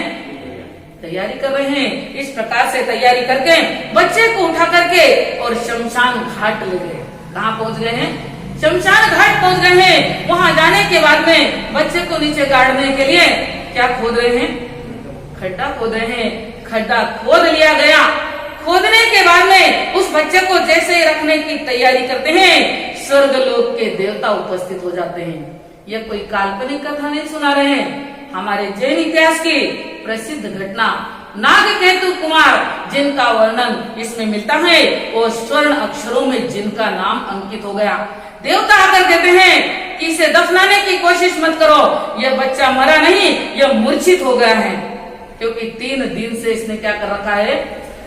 छोटा बच्चा है, आपको बता नहीं सकता, लेकिन पूर्व जन्म की अधूरी भावना को पूरी करने के लिए इसने तेरे की तपस्या कर ली है। उसको बाहर निकालो, उसको अंदर दफनाने की कोशिश मत करो। चारों तरफ नाग केतु कुमार की जय जयकार के नारे लग रहे हैं और स्वर्ग लोक के देवता भी क्या कर रहे हैं। और आप देखिए आगे क्या होता है कि वो स्वर्गलोक के जो देवता वहां पर आए, उन्होंने खुद आकर के बच्चे के मुंह में अमृत की बूंद डाली और पालना करवाया। किसने करवाया? अरे तब की तो ऐसी ताकत है कि देवता का सिंहासन भी क्या हो जाता है? हिल जाता है। हमारे जैन इतिहास की यह सत्य घटना आज आपको बताइए कि मनोबल अगर दृढ़ रहता है तो सच में तपस्या हो सकती है। ये पावन तपस्या जो हमारे जीवन को पवित्र बनाने वाली है। ऐसे महान तप को करके हम भी अपने जीवन के कर्मों के बंधन को तोड़ सकते हैं, क्योंकि पहले ही हमने आपको बताया कि गाढ़े से गाढ़े कर्मों के बंधन भी किससे तोड़ सकते हैं? भगवान महावीर के जीवन को वापिस हम प्रश्नों को उलट करके पढ़ते हैं। भगवान महावीर के 27 भों में 25वां जो भो था वह था नंदन राजकुमार का, क्योंकि 27वें भों में तो वो महावीर बन गए, तीर्थंकर बन गए। 25वें भों के अंदर उन्होंने तीर्थंकर गोत्र का उपार्जन कैसे किया आपको मालूम है? नंदन राजकुमार जिन्हें संतों से प्रतिबोध मिला, संयम अंगीकार करते हैं, दीक्षा अंगीकार कर ली और दीक्षा लेने के बाद में उन्होंने कितनी तपस्या करी? आप लोग तो थोड़ी सी तपस्या कर लो तो बोले माता मैंने पिछले साल ही जठे करी, लेकिन भगवान महावीर के तप के बारे में सुनो कि नंदन राजकुमार के भों में जब वह नंदन मुनि बने तो उन्होंने कितनी लंबी चौड़ी कितनी कठिन तपस्या करी। उन्होंने अपने जीवन में 11,80,645 मास खमन करे। कितने करे? सुना बराबर क्या? नहीं तो वापिस एक बार सुन लो। 11,80,645 मास खमन आपने कितने करे भाइयों अभी तक? कोई भाग्यशाली जीवन में एकाध कर लिया होगा तो वो बहुत गौरव के साथ कहता है कि माचो मैंने क्या कर लिया? हाँ, मैंने तो अभी तक 10 अटैक कर ली, मैंने अब तक 5 अटैक कर ली। लेकिन महावीर के तप के मुकाबले में हम कहाँ पर हैं? हमें गर्व करने जैसी कोई बात तो इतने कठिन तप को करके उन्होंने तीर्थंकर गोत्र बांधा। क्या बांध लिया? और 27वें भोग में वो सचमुच में क्या बन गए? तीर्थंकर बन गए। क्योंकि यह तप की साधना तन मन जीवन को पावन करने वाली, आत्मा का उत्थान करने वाली ऐसी महत्वपूर्ण वस्तु है। इस तप को हमें करना है, क्योंकि कवि ने बताया है, शिव सुख पाना हो तो प्यारे त्यागी बनो, प्यारे त्यागी बनो। शिव सुख पाना हो तो प्यारे त्यागी बनो, प्यारे त्यागी बनो। त्याग बिना कोई मोक्ष न पावे, त्याग बिना कोई मोक्ष न पावे। त्याग किया पातक रुक जावे, त्याग किया पातक रुक जाए। कर्म खपाना हो तो प्यारे त्यागी बनो, प्यारे त्यागी बनो। शिव सुख पाना हो तो प्यारे त्यागी बनो, प्यारे त्यागी बनो। त्यागी को सुर नर नमते हैं, त्यागी को सुर नर नमते हैं। धरते चरण विघ्न टलते हैं, धरते चरण विघ्न टलते हैं। गर्भ बीच नहीं आना हो तो त्यागी बनो, प्यारे त्यागी बनो। शिव सुख पाना हो तो प्यारे त्यागी बनो, प्यारे त्यागी बनो। चक्रवर्ती की रिद्धि भारी, चक्रवर्ती की रिद्धि भारी। त्याग सामने तुच्छ है सारी, त्याग सामने तुच्छ है सारी। आत्मा उच्च बनाना हो तो त्यागी बनो, प्यारे त्यागी बनो। शिव सुख पाना हो तो प्यारे त्यागी बनो, प्यारे त्यागी बनो। कवि की इन पंक्तियों के माध्यम से भी तप की महिमा का हमने गुणगान सुना है। चक्रवर्ती का वर्णन भी इसमें किया गया है कि चक्रवर्ती के पास कितना वैभव है भाइयों, कितनी रिद्धि, कितनी समृद्धि और कितना धनमाल उसके पास में होता है। उनके पास में 84 लाख हाथी, 84 लाख घोड़े, 84 लाख रथ और 96 करोड़ की पैदल सेना। आपके पास में एक भी हाथी घोड़े हैं क्या? इतनी बड़ी चतुरंगी सेना है। और इसके साथ ही उसकी एक नहीं, दो नहीं, कितनी महारानियां हैं? 64,000। कितनी महारानियां हैं? 64,000 महारानियां हैं। 9 निधि, 14 रत्नों के स्वामी, स्वर्ग लोक के देवता भी जिसके चरणों की सेवा की उपासना करते हैं।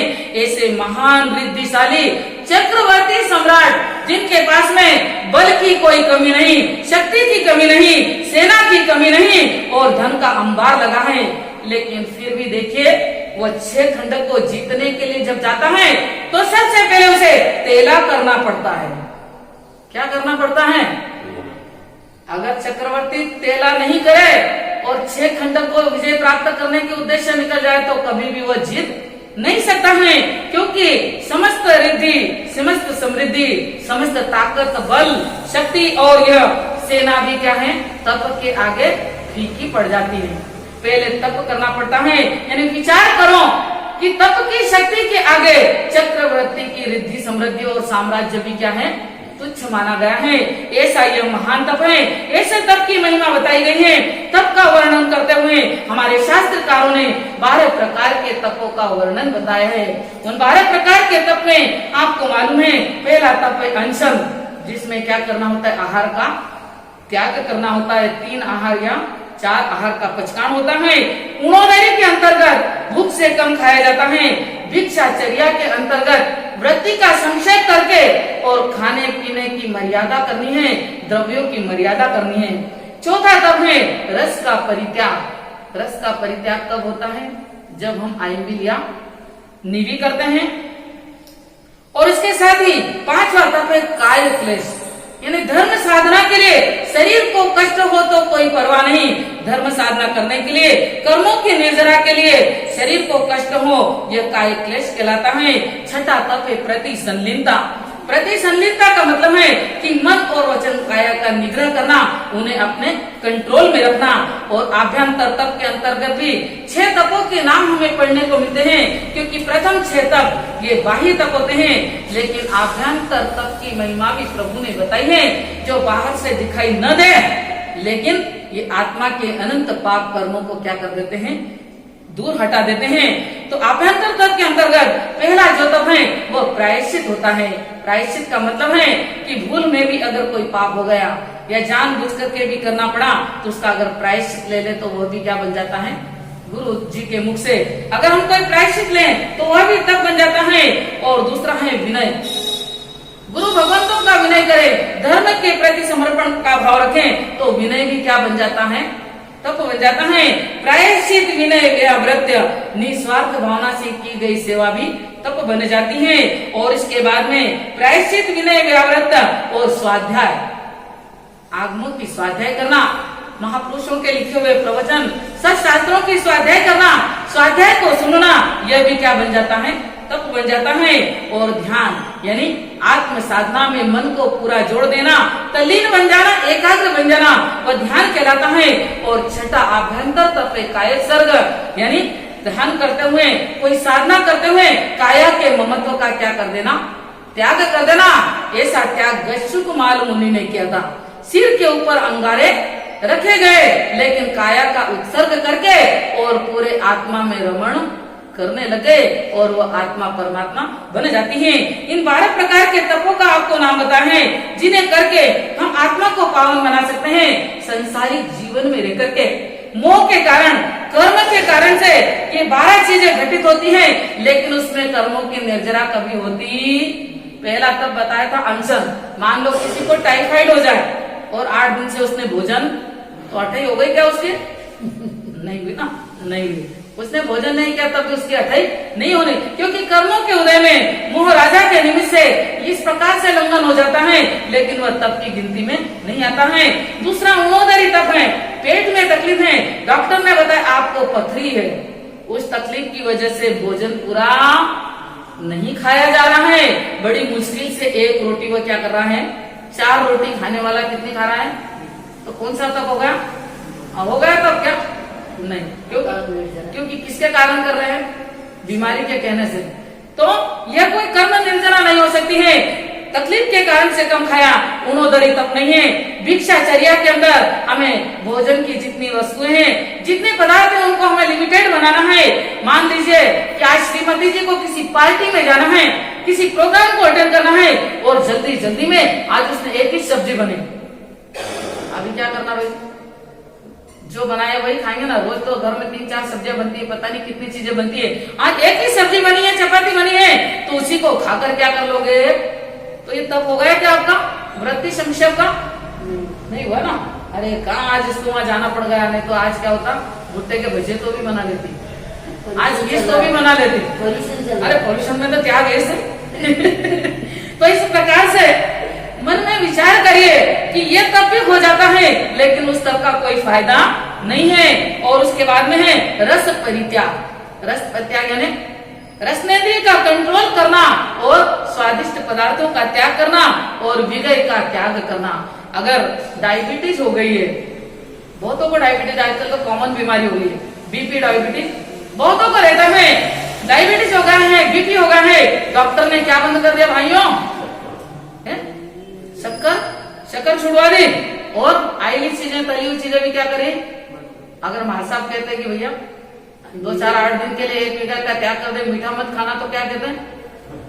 महाराज साहब ऐसी बातें मत करो, नहीं तो कल से स्थानक भी। अरे मीठे बिना तो मेरा कुछ काम ही नहीं चलता है। लेकिन डायबिटीज के कारण से, डॉक्टरों के कहने से उसने क्या कर दिया? मीठे का भी त्याग कर दिया, तली चीजों का बीपी के कारण त्याग कर दिया, रस परित्याग हो गया। लेकिन वो तब है क्या? क्योंकि हमारे यहाँ तप और त्याग की परिभाषाएं बहुत अलग है, कि हम अपनी शक्ति है खाने की, पचाने की, सब कुछ सामने उपलब्ध है, उसके बाद में अगर आपने त्याग करा तो वही सच्चा त्याग कहलाएगा, वरना मजबूरी में छोड़ी गई चीजें कोई त्याग की गिनती में नहीं आ सकती है।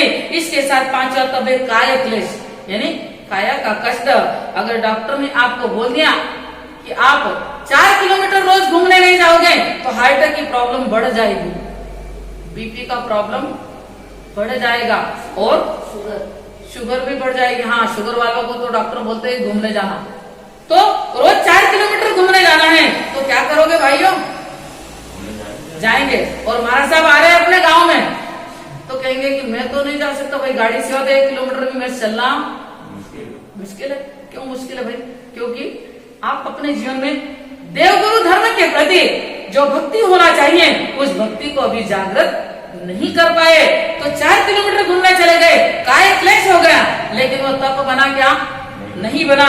प्रति संलीनता तप, मन वचन काया का निग्रह करना। किसी को हार्ट अटैक हो गया तो डॉक्टर क्या बोलेगा? Bed rest. किसी को डबल निमोनिया हो गया तो वह भी क्या करेगा? हॉस्पिटल में जाकर के पूर्ण बेड रेस्ट करेगा।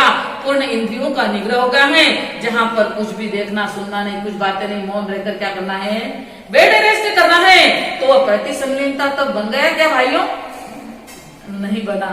आप 10 जनों के बीच में बैठे सामयिक करके वहां मन का निग्रह करेंगे, मौन से अपनी स्वाध्याय साधना करेंगे, गप्पे सप्पे निंदा चुगली में इन्वॉल्व नहीं बनेंगे, तो आपका ये तब क्या हो सकता है? पूरा याद रखिए, तब की परिभाषाओं को समझकर जीवन में सही तरीके से उतारो, नहीं तो यह तप हमारा ताप भी बन सकता है और आगे संताप के रूप में परिवर्तित हो सकता है।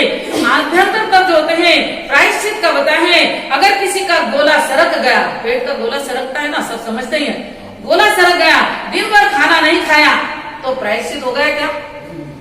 कोई हिंसा हो गई, कोई पाप हो गया। गुरुजी ने प्रायश्चित दिया था कि भाई एक दिन तू एकादशी कर लेना या आइंदिल कर लेना, उपास कर लेना, तो प्रायश्चित तब बन जाएगा। लेकिन गोला खिसकने के कारण से दिन भर भोजन नहीं करा तो प्रायश्चित तब बन गया क्या? नहीं बनेगा। फिर दूसरा तप है विनय तप। दूसरा तप कौन सा? आभ्यंतर तप में विनय तप के अंतर्गत बताए हैं कि आपकी दुकान पर सेल टैक्स ऑफिसर आया, इनकम टैक्स ऑफिसर आया, तो आप उसके आगे पीछे कैसे घूमते हो भाई? कोई शूटिंग के हो, थोड़ा सा दिखा दो, कैसे आगे पीछे उसके घूमते हो, कैसे चमचागिरी करते हो, कैसे उसके हवा भगत करते हो? जी सर। जी सर। अरे वाह वाह, आपके विनय का तो कोई जवाब ही नहीं। इतना विनय किसके पीछे कर रहे हैं? सेल टैक्स वाले के लिए। और यह इनकम टैक्स ऑफिसर के सामने कितनी अजीजी कर रहे हैं, कितना विनय कर रहे हैं, वो तब बन गए क्या? अरे ये तो आपके स्वार्थ से जुड़ी चीजें भाई, वो कोई तप बनने वाला नहीं है, वो कोई तप नहीं बनता है। और इसके बाद में प्रायश्चित, विनय, और इसके बाद में क्या आता है? व्यावृत्य। व्यावृत्य यानी सेवा। सेवा का मतलब है कि घर में जेठानी बीमार हो गई, आज मैं उसकी सेवा नहीं करूं तो कल नहीं, आगे मुझे जरूरत पड़ेगी तो ये भी मेरी सेवा। किन भाव से सेवा कर रहे हैं आप? इस प्रकार की भावना से अगर सेवा कर रहे हैं कि आज मैं इनका करूं तो कल ये मेरी करेंगे, इन भावनाओं के साथ में अगर व्यावृत्त कर रहे हो तो समझ लेना कि आप तपस्वी की लिस्ट में नहीं हो, क्योंकि सेवा भी तप के अंतर्गत ली गई है। लेकिन सेवा कैसी होनी चाहिए वो पूरा विषय विस्तृत वर्णन आपको कल बताएंगे, क्योंकि कल का विषय वही रहने वाला है। तो प्रायश्चित, विनय, व्यावृत्त और स्वाध्याय। स्वाध्याय तो दिन भर करते हैं संसारी लोग। कैसी स्वाध्याय करते आप? हाय धन, मेरा घर, मेरा परिवार, मेरी पत्नी, मेरे बच्चे, मेरे सगे संबंधी, मेरी जमीन, मेरी जायदाद, मेरी प्रॉपर्टी। कितनी स्वाध्याय करते हो पूरे दिन? यहाँ तक कि नींद में भी वही चलती है। ये स्वाध्याय तब बन गया? हाँ नहीं, बिल्कुल नहीं। महावीर के शासन में इसे कोई तप नहीं समझेंगे। इसके बाद में स्वाध्याय के बाद में आता है ध्यान। अगर आपको कहा कि प्रवचन ध्यान से सुनिए और ध्यान से धर्म ध्यान करिए और स्वाध्याय करिए, उसके बाद में आप क्या करोगे? कभी इधर देखोगे, कभी हम देखते हैं यहाँ पर बैठी बहुत सी माताओं बहनों को कि कोई भी महत्वपूर्ण कार्यक्रम चल रहा हो, जाप चल रहा हो, प्रवचन चल रहा हो, प्रार्थना चल रही हो, यहाँ तक कि मंगल पाठ चल रहा हो, तब भी वो सावधान खड़े। एक्चुअली मंगल पाठ भी बहुत महत्वपूर्ण चीज है। जैसे हमारा राष्ट्रगीत है, राष्ट्रगीत अगर चालू हो जाए तो आप जहाँ खड़े वहां क्या हो जाओगे? हमारे जैन धर्म का राष्ट्रगीत कौन सा है? मंगल पाठ अगर गुरुजी सुनाते हैं, कोई संत सुनाते हैं, तो सभी को उस वक्त क्या करना चाहिए? क्या करना चाहिए? कोई बातें नहीं करके और आंखें बंद करके ध्यान के साथ में मंगल पाठ का श्रवण करना है, क्योंकि मंगल पाठ की आसाधना पंच परमेष्टि की आसाधना है जो अनंत कर्मों का बंधन करवा सकती है।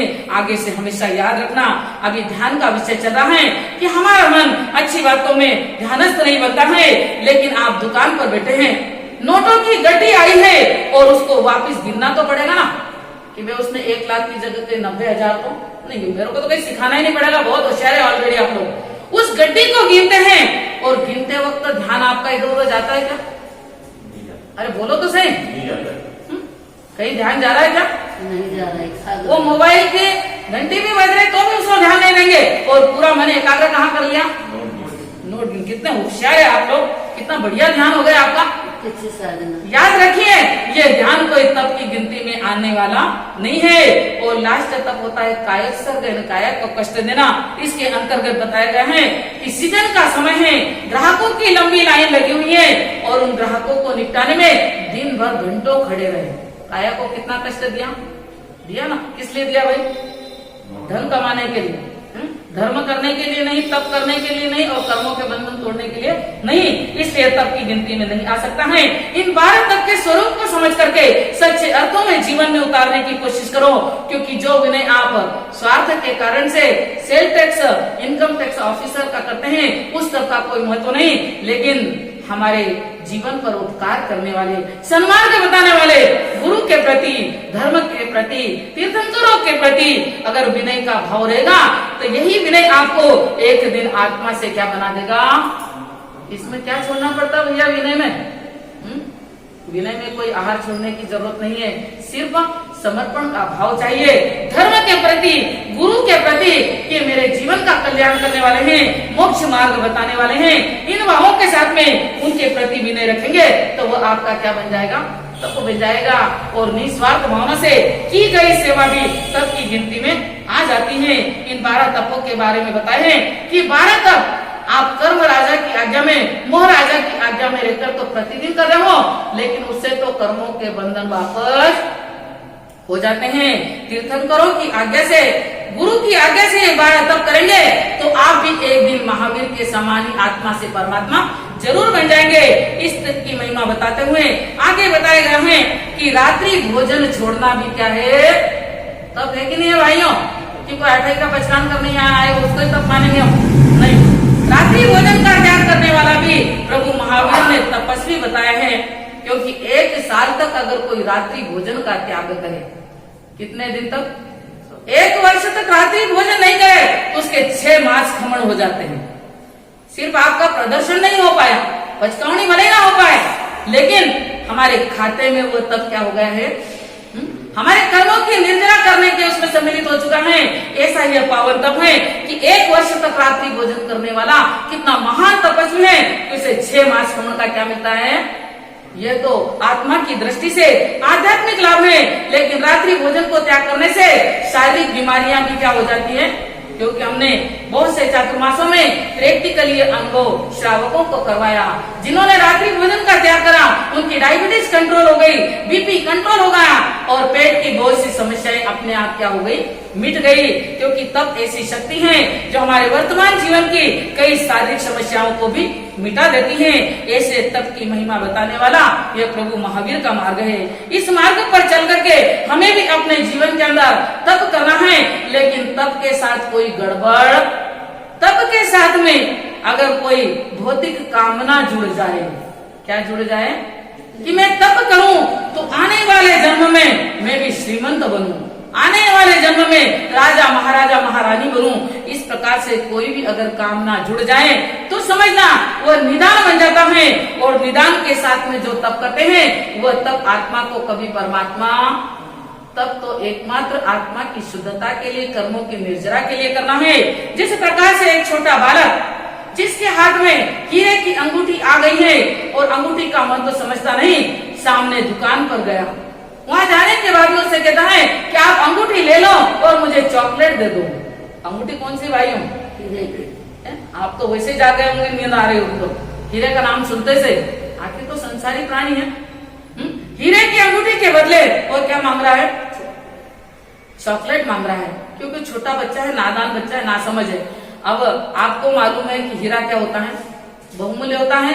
हीरा इतना बहुमूल्य है कि पूरी दुकान भी क्या कर सकते हो, लेकिन वो नादान बच्चा समझता नहीं, एक चॉकलेट के बदले क्या कर देता है? हीरे की अंगूठी देने की वहां पर कोशिश कर रहा है।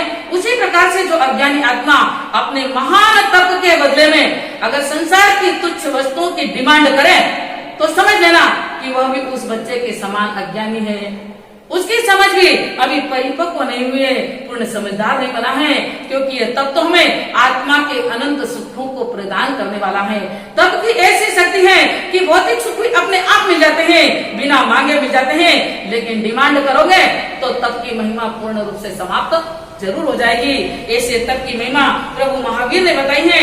ऐसे तप के महत्व को हमें समझना है। और एक और छोटी सी घटना आपको बता दें, एक जमाई जी के जीवन की, कि उस समय में वो जमाई जो धर्म से दूर थे, उन्हें धर्म की कुछ जानकारी नहीं थी। वह जमाई जी ससुराल पहुंचे अपनी पत्नी को लेने के लिए। समय चल रहा था परवादी राज पर्युषण पर्व का, और संवत्सरी से एक दिन पहले वह जमाई जी पहुंच गए अपनी पत्नी को लेने के लिए। ससुराल वाले बहुत ही धार्मिक थे, जैन धर्म का पालन करते थे। एक तो जमाई जी आ गए हैं, और दूसरा क्या कारण बन गया है कि कल सभी को अपने यहाँ का धारणा बहुत प्रसिद्ध है मालवा का, आज धारणे का दिन भी है, प्लस जमाई जी भी आए हुए हैं, तो बहुत खाने पीने के ठाट लगे हैं, पकवानों के ठाट लगे हैं। जमाई जी कहते क्या बात है? बोले आज आप तो आए हो, इसके साथ में हमारे धारणे का भी क्या है? धारणे में क्या खाते हो? दाल बाफला हो, वाह वाह वाह। सुबह तो गुलाब जामुन, रबड़ी, मालपुए सब चीजें बनी, और शाम को वाह वाह वाह वाह, बड़ा मजा आ गया ससुराल में। तो ये धारणा तो बहुत बढ़िया होता है। इस प्रकार से वो धारणा सबके साथ हो गया। उसके बाद में दूसरे दिन संवत्सरी आ गई। उन्होंने कहा कि देखो जमाई जी, हम सब स्थानक में जाकर के अष्ट प्रहर का पोषण करेंगे, वहाँ उपवास करेंगे, आप तो थोड़ी देर बाद आ जाना, घर में जो कुछ भी रखा हुआ है वो थोड़ा बहुत क्या करना, ले लेना, क्योंकि आप भूखे। तो जमाई जी ने सोचा कि धारणे में इतना मजा आया तो उपवास में तो क्या होगा।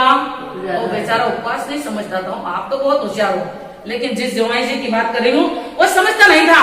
उसने सोचा कि चलो कल और ज्यादा मजा आएगा, यानी उपवास में ज्यादा मजा आएगा। तो बोला नहीं, तुम सब जा रहे हो तो मैं भी क्या करूंगा। अब देखो संवत्सरी ऐसा पर्व है कि अगर कोई तपस्या करने का बोले तो हम किसी को मना कंपलसरी करना ही चाहिए, अगर शक्ति है तो उस दिन किसी को मना नहीं करते। तो सबने सोचा कि चलो आज पहली बार जमाई की इच्छा भी क्या हो गई, लेकिन बेचारे को जानकारी नहीं कि उपवास कैसा होता है। वो तो समझा कि उपवास में भी क्या खाने को मिलेगा, हाँ मांस खाने को, नहीं तो साबुदाने खिचड़ी तो मिली जाएगी, नहीं थे तो बेचारा उपवास कुछ समझता नहीं था, जैन धर्म से बहुत दूर था। अब दूसरे दिन सब पहुंच गए। अब जमाई ने भी क्या करा, सबके साथ उपवास पचक लिया। अब उपवास पचक लिया तो मनवार करेंगे आपके हम कि जमाई जी जिमो, नहीं। अब उसने भी उपवास पचक लिया है। उपवास पचकने के बाद में वो विचार कर रहा है कि अब मिले खाने को, अब मिले खाने को। 12 बज गए, 1 बज गए, 2 बज गए, शाम हो गए, लेकिन कोई बेचारे को खाने का, ये तो बड़ी भारी मुसीबत आ गई। कल तो चकाचक मामला था, मैंने सोचा आज उससे भी बढ़िया रहेगा, लेकिन पूरे दिन किसी ने कुछ खाने का उनको पूछा, खाली 1-2 बार पानी का जरूर पूछ लिया, लेकिन पेट में तो क्या दौड़ रहे थे, ये चूहे क्यों दौड़ते हैं, हमेशा घोड़े कभी नहीं दौड़ते, तो पेट में चूहे दौड़ रहे थे। इस प्रकार से बेचारों को इंतजार करते करते शाम हो गई कि अभी कोई पूछे, अभी कोई मनवार करे, अभी कोई मुझे खिलाए, लेकिन किसी ने पूछा नहीं। शाम हो गई, प्रतिक्रमण का वक्त हो गया, प्रतिक्रमण का समय हो गया है, लेकिन उनकी हालत, जमाई जी की हालत तो बहुत खराब हो गई है, क्योंकि दिन भर से कभी खाने का, नहीं खाने का, छोड़ने का ऐसा मौका नहीं आया था। इस प्रकार से पहली बार उपवास किया है। शाम को तो वो लोट लगा रहे हैं कि हे भगवान, मैं तो भारी मुसीबत में फंस गया, मुसीबत में फंस गया ना, मुझे क्या पता था किस प्रकार से मेरे साथ हो जाएगा। उपवास उपवास बोल के कुछ नहीं खिलाया, और वो रात तड़प तड़प कर निकलती है। कैसे निकली होगी रात, आप भी विचार करो जमाई जी की। जैसे तैसे रात निकल गई, सभी ने भी प्रातः काल होने के बाद में अपना पोषण पाल लिया, और सबने देखा कि जमाई जी की हालत थोड़ी गंभीर दिख रही है। कैसी दिख रही है? गंभीर हालत, लौट रहे हैं, उठने की बन नहीं रही है, जमीन पर लेटे हुए क्या करना।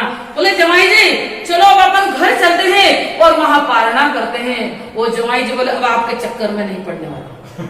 क्या बोल रहे हो कि उपवास में ऐसी मेरी दुर्गति करी, ऐसी खराब हालत कर दी, और पता नहीं अब पारने में क्या स्थिति बनेगी, क्योंकि बेचारा कुछ समझता तो था नहीं। बहुत मनवार करी कि जमाई जी मान जाओ, आपकी हालत ठीक नहीं है, आप बेला मत करो। वो क्या समझ रहे आज आपकी हालत ठीक नहीं है, बात मान जाओ, पालना करो। बोले अब मैं आपकी बात बिल्कुल मानने वाला नहीं हूँ। और वह तो वहां से से उठकर जैसे तैसे खड़े होते हैं और अपने साधन को लेकर के अपने घर रवाना हो जाते हैं कि मैं तुम्हारे चक्कर में अब पड़ने वाला ना, मेरे घर जाकर मुझे जो करना होगा वो करता रहूंगा। कहने का मतलब है कि धारणा, पाड़ना, उपवास ये चीजें हमारे जीवन के अंदर आती हैं। धारणे का मतलब है मन में संकल्प कर लेना कि कल मैं क्या करूंगा, लेकिन धारणे को भी विकृत कर दिया। गरिष्ठ भोजन करते हैं, दाल वाफले लड्डू खाते हैं, जो दूसरे दिन भी पेट में तकलीफ, हाँ, क्योंकि तपस्या के पहले दिन हल्का भोजन करना स्वास्थ्य के लिए अनुकूल रहता है। इन धारणे की परिभाषाओं को समझो। ऐसे तर्क की महिमा बताई जा रही है। इस तर्क को आप सही तरीके से करोगे तो सचमुच में आपके जीवन का उद्धार हो जाएगा। तब की महिमा को समझ करके छोटा छोटा नौकासी रात्रि भोजन त्याग जैसा तब भी करते रहेंगे तो धीरे धीरे आपकी आत्मा पावन बनती जाएगी, कर्मों के बंधन ढीले पड़ते जाएंगे और आप आत्मा से परमात्मा जरूर बनेंगे। इन्हीं शब्दों के साथ में अपने शब्दों को विराम देती हूँ। बोलिए आचार्य भगवंत की। सबसे पहले हम तपस्या के पचकान करवा रहे हैं। व्यासने के लिए हाथ जोड़ लीजिए। आश्रम बाणम खायम समता भोगणम सरसा गाणम महता गाणम सौ समता गणम व्यासने के पचकान तस बनते पड़िक मामी निंदामी गरियामी। ओस रे आज का एकाशना आश्रम बाणम खायम साइम मनता भोगणम सरसा गाणम महता गाणम सौ समता गणम एकाशने के पचकान तस बनते पड़िक मामी निंदामी गरियामी। ओस रे आज का आयम्बिल आश्रम बाणम खायम साइम मनता भोगणम सरसा गाणम महता गाणम सौ समता गणम आयम्बिल के पचकान तस बनते पड़िक मामी निंदामी गरियामी। ओस रे आज का एक उपवास आश्रम बाणम खायम साइम मनता भोगणम सरसा गाणम महता गाणम सौ समता गणम दिन के तिव्यार रात के चौहार उपवास के पचकान तस बनते पड़िक मामी निंदामी गरियामी। ओस रे आज का बेला 2 उपवास। हाथ जोड़ लीजिए। आश्रम प्राणम खायम साइम मनता भोगणम सरसा गाणम महता गाणम सौ समता गणम छठम मतम बेले के पचकान दिन के तिव्यार रात के चौहार तस बनते पड़िक मामी निंदामी गरियामी। ओस रे आज का तेला आश्रम प्राणम खायम साइम मनता भोगणम सरसा गाणम महता गाणम सौ समता गणम दिन का तिव्यार रात का चौव्यार अट्टम बंतम तेले के पचकान तस बनते पड़िक मामी निंदामी गरियामी। ओस रे तपस्या करने वालों को धन्यवाद धन्यवाद। सिद्धार्थ का राज द्वारा माँ त्रिशला का नंदन है, ऐसे प्रभु महावीर को कोटि कोटि वंदन है, कोटि कोटि वंदन है। हमें जिन वाणी का श्रवण कराकर हम पर उपकार करने वाली परम पूज्या माँ सती, जिन शासन चंद्रिका श्री प्रिय दर्शना जी महाराज साहब, तत्व चिंतिका परम पूज्या विदुषी महासती श्री कल्प दर्शना जी महाराज साहब के चरणों में कोटि ईशा वंदन नमन। सामूहिक वंदना एक स्वर में। हाँ, देखिए वंदन हमें करना है बहुत आदर के साथ में बड़े महाराज जी को, बहुत ही श्रद्धा के साथ में हम सभी को वंदना करना है। गुरणी सविराजा पाठ लगायो धर्म ध्यान रो ठाट मारी वंदना झेलो सा मारी वंदना झेलो सा। देखो तो आया हीनम पया हीनम करेमी वंदामी नमः सामी सत्कारेमी सम्मानेमी कल्याणम मंगलम देव्यम चेद्यम पद्मासामी मते वंदामी।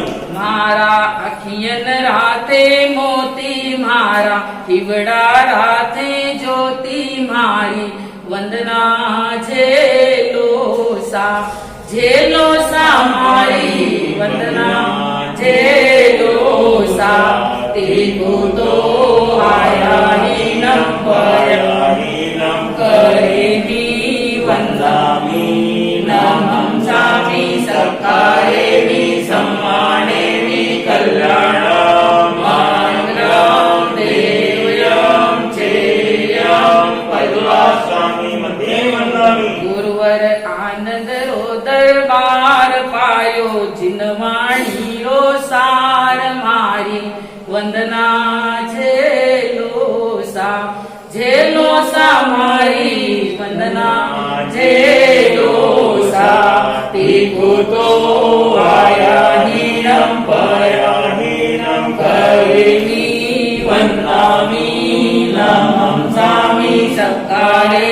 सम्मानेमि कल्याणां मङ्गलं देवयं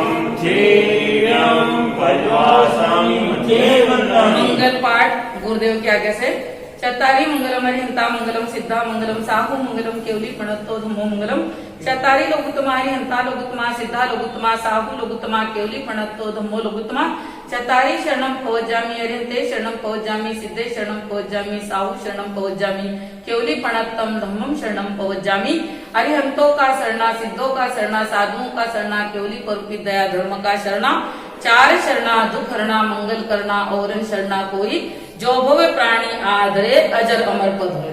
बोलिए श्रमण भगवान महावीर स्वामी की जय। आचार्य सम्राट श्री आनंद ऋषि जी महाराज साहब की जय। श्रमण संघ के चतुर्थ पटधर परम पूज्य आचार्य डॉक्टर शिव मुनि जी महाराज साहब की जय। युवाचार्य श्री महेंद्र ऋषि जी महाराज साहब की जय। महाराष्ट्र प्रवर्तक श्री कुंदन ऋषि जी महाराज साहब की जय। परम पूज्य प्रवर्तनी श्री रतन कुंवर जी महाराज साहब की जय। मालव ज्योति गुरुनी मैया श्री वल्लभ कुंवर जी महाराज साहब की जय। परम पूज्य महासती श्री प्रिय दर्शना जी महाराज साहब की जय। परम पूज्य महासती श्री कल्प दर्शना जी महाराज साहब की जय। जैन धर्म की जय, दया धर्म की जय, जय